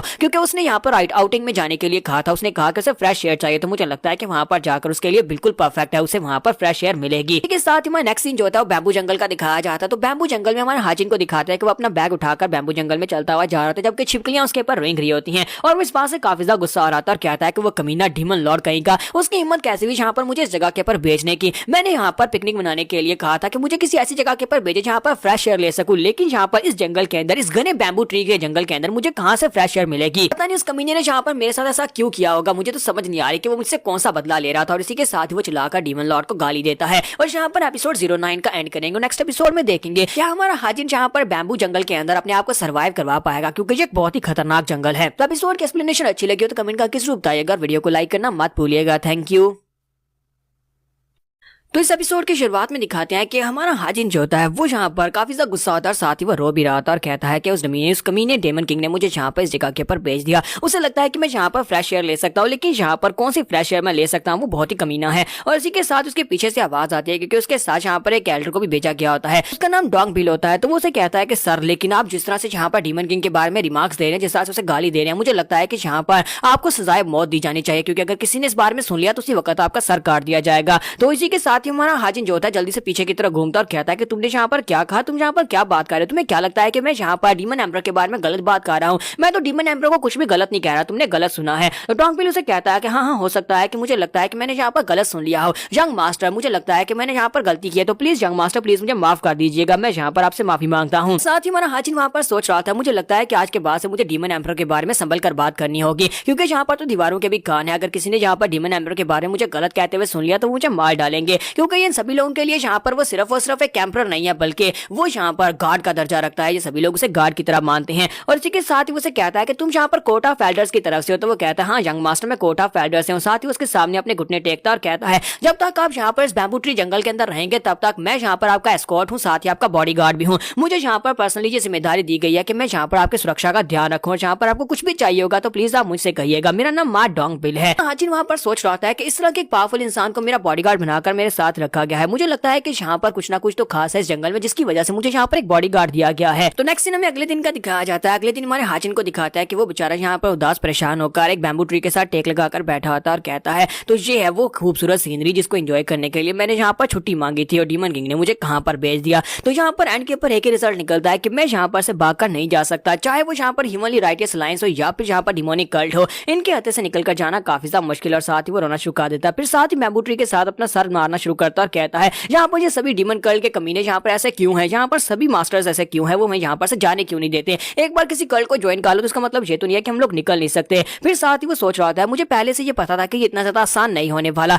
मेरी पिछली लाइफ में असैसिन किंग बनने के बावजूद मैं यहाँ पर ह्यूमनली राइटियस अलायंस को छोड़कर नहीं जा पाया, क्योंकि वहां पर उन लोगों का एक असूल था कि मरने के बाद ही आप यहाँ पर कल्ट को छोड़ सकते हो और यहाँ पर बिल्कुल वैसी होने वाला है। और अब तो यहाँ पर मैं सबसे ज्यादा पावरफुल कल्ट में जो डिमोनिक कल्ट है, तो वो सोच रहा था कि मुझे यहाँ पर से अगर निकलना है तो मुझे सिर्फ और सिर्फ एक ही सहारा है और वो है अपनी स्ट्रेंथ। अगर मैं अपनी स्ट्रेंथ को इस हद तक बढ़ा लेता हूँ कि मैं यहाँ पर डीमन एम्पर लेवल तक पहुंच जाता हूँ, तो उसी के बाद मैं यहाँ पर कल्ट को छोड़कर जा सकता हूँ। उसके लिए मुझे यहाँ पर अपनी बॉडी को ट्रेन करना होगा, अपनी कल्टिवेशन को कंटिन्यू करना होगा, की ब्लॉकेजेस को हटाना होगा, क्योंकि यहाँ पर सिर्फ और सिर्फ एक ही तरीका है अपने आप को स्ट्रॉन्ग बनवाने का और लोगों से अपनी बात को मनवाने का कि स्ट्रॉन्ग बनो, सभी को हरा दो, अपना रास्ता बनाओ और निकल जाओ। तो हाजिन कहता है कि मेरे पास मेरी पिछली लाइफ का सारा एक्सपीरियंस है, मेरे पास वो सारे के सारे स्किल्स है, मेरे पास 9 सेक्टर्स की महान टेक्निक्स है, उन सभी की मदद से मैं यहाँ पर दोबारा से पहले की तरह बहुत ज्यादा स्ट्रॉन्ग बन जाऊंगा और बहुत ही जल्दी। और जब वो वहां पर खड़ा होकर अपने बारे में ये सारी बातें कर रहा था और अपने आप को हिम्मत दे रहा था, इसी के साथ ही उस बैम्बू ट्री के पीछे से डॉन्गपिल निकलता और कहता है कि यंग लॉर्ड। तो ये बात सुनने के बाद हमारा यंग लॉर्ड चिल्लाकर चीख मारता और कहता है कि तुम यहाँ पर कहां से निकल आए, अचानक से यहाँ पर से ना निकलो, तुमने मुझे डरा दिया। तो वो कहता है कि यंग लॉर्ड मैं यहाँ पर आपके लिए खाने के लिए पूछने के लिए आया था, क्योंकि पिछले 2 दिन से आपने कुछ भी नहीं खाया, प्लीज जल्दी से मेरे साथ आ जाएं। आप और कितने दिन तक यहीं पर बैठने वाले हैं, आपने यहाँ पर ना कुछ खाया है ना कुछ पिया है, मेरे साथ आ जाएं। आपको यहाँ पर अपनी सेहत के बारे में भी ख्याल रखना चाहिए। और इसी के साथ उसे कहता है क्या यहाँ पर 2 दिन गुजर गए, तो वो उसे कहता है कि हाँ 2 दिन गुजर गए हैं। तो हमारा हाजिन उसे कहता है तो फिर ठीक है मेरे लिए कुछ खाने के लिए बनाओ। फिर साथ ही उसे कहता है दोबारा कभी इस तरह से पीछे से मत निकलना, मैं बहुत ज्यादा डर गया था, अचानक से निकलने की जरूरत ही क्या है। तो वो कहता है ठीक है माय लॉर्ड, मैं दोबारा ऐसा नहीं करूंगा। और इसी के साथ ही नेक्स्ट दिन अगले दिन का दिखाया जाता है। अगले दिन हमारा हाजिन जो होता है वो अपनी बाउंडलेस टेक्निक को यूज करते हुए अपने आप को दोबारा से वहां पर कल्टीवेट करवाने की कोशिश करता है ताकि बॉडी के अंदर से की ब्लॉकेज को हटा सके। तो उसकी बाउंडलेस टेक्निक जो है जिसकी पास्ट लाइफ यानी असैसिन किंग की लाइफ से, जहां पर उसने 9 सीक्रेट्स थे जो कि 9 फैमिलीज के थे, उनको हासिल करने के बाद उनको कंबाइन करके बाउंडलेस टेक्निक बनाई थी। और उसकी मदद से वहां पर आसपास की पावर को महसूस कर पा रहा होता है, क्योंकि उसे महसूस हो रहा था कि यहाँ पर जो बैम्बू ट्रीज हैं वो काफी ज्यादा अलग हैं बाकी की सभी जगहों के मुकाबले में, क्योंकि यहाँ के बैम्बू ट्रीज का साइज भी काफी ज्यादा बड़ा और वो बड़ी तेजी के साथ ग्रो कर पा रहे हैं। और यहीं पर वो कहता है कि मैं अपनी बाउंडलेस टेक्निक को यहाँ पर पहले देखता हूँ कि मैं कौन से स्टेज पर हूँ, क्योंकि लास्ट लाइफ में मुझे इसकी 5 स्टेजेस मिली थी और 5वें स्टेज में मैं लास्ट टाइम जब मरने के करीब था उस वक्त मैं 4th स्टेज के पीक पर पहुंचा हुआ था। और इसी के साथ ही वो इस बॉडी को चेक करता है, यानी सोरियोंग की बॉडी को चेक करता है। तो वो कहता है कि ये बड़ी हैरानी की बात है कि ये बाउंडलेस टेक्निक की 3rd स्टेज के वो भी पीक पर पहुंचा हुआ है। ऐसा लगता है जैसे ये सोरियोंग लड़का जिसकी बॉडी में इस वक्त मैं रीइंकार्नेट हुआ हूँ, ये एक बहुत ही टैलेंटेड जीनियस है। तो ये तो बड़ी कमाल की बात है। अगर मैं यहाँ पर एक और झटका इसे देता हूँ तो मैं यहाँ पर अपनी बाउंडलेस टेक्निक के 4th लेवल को ब्रेक थ्रू कर लूंगा और उसके बाद मेरे लिए कल्टीवेशन आसान हो जाएगी। और इसी के साथ ही वहां पर उसे सारे के सारे आसपास से की पावर महसूस होती है, वो सारी की पावर को अपनी बॉडी के अंदर एब्जॉर्ब करना स्टार्ट करता है। तो हमारा हाजिन जो होता है अब यहाँ पर बड़ी तेजी के साथ की पावर को एब्जॉर्ब कर रहा था और सोच रहा होता है कि मुझे यहाँ पर बड़ी जल्दी से सारी की पावर को अपनी बॉडी में एब्जॉर्ब करना होगा ताकि की ब्लॉक चीज को हटाया जा सके। उसकी बॉडी के अंदर काफी सारी की पावर एब्जॉर्ब हो जाती है। तो इसी के साथ ही वो अपनी 4th स्टेज को अनब्लॉक कर लेता है। जब उसकी 4th स्टेज अनब्लॉक होती है वहां पर एक जबरदस्त धमाका होता है, जबरदस्त की निकलती है। इसी के साथ ही 5 दिन गुजर चुके हैं। 5 दिन के बाद क्योंकि अपने यहाँ पर उसने बाउंडलेस टेक्निक के 5th लेवल को अनलॉक कर लिया था, तो अब यहाँ पर वो प्रैक्टिस कर सकता है। और वो यहाँ पर प्रैक्टिस कर रहा था और उसकी बॉडी पहले से काफी ज्यादा बेहतर हो चुकी होती है, उसकी बॉडी के ऊपर काफी सारे मसल्स भी आ चुके होते हैं और साथ उसके बाल भी उनका कलर भी काला हो चुका होता है। तो वो कहता है कि यहाँ पर काफी कुछ बदल गया है, क्योंकि मैं यहाँ पर काफी ज्यादा हेल्दी खाना खा रहा हूँ, काफी ज्यादा हेल्दी नींद ले रहा हूँ, साथ ही यहाँ पर डेली रूटीन की प्रैक्टिस भी कर रहा हूँ। हाजिन कहता है कि अब जबकि मैंने यहाँ पर अपने 4th स्टेज को अनलॉक कर लिया और साथ ही थोड़ी बहुत कल्टीवेशन भी हासिल कर लिया, तो अब यहाँ पर एक और टेक्निक जो असैसिन किंग बनने के लिए बहुत ज्यादा जरूरी थी, अपनी पिछली लाइफ में उस टेक्निक को यूज किया करता था, वो टेक्निक थी हाइपर सेंसेशन। एक ऐसी टेक्निक जो कि एक असैसिन को ट्रूली असैसिन बनाती है, यानी कि मैं यहाँ पर किसी भी छोटी से छोटी आवाज को महसूस कर सकता हूँ, एक मक्खी के भिनभिनाने से एक मच्छर के भिनभिनाने तक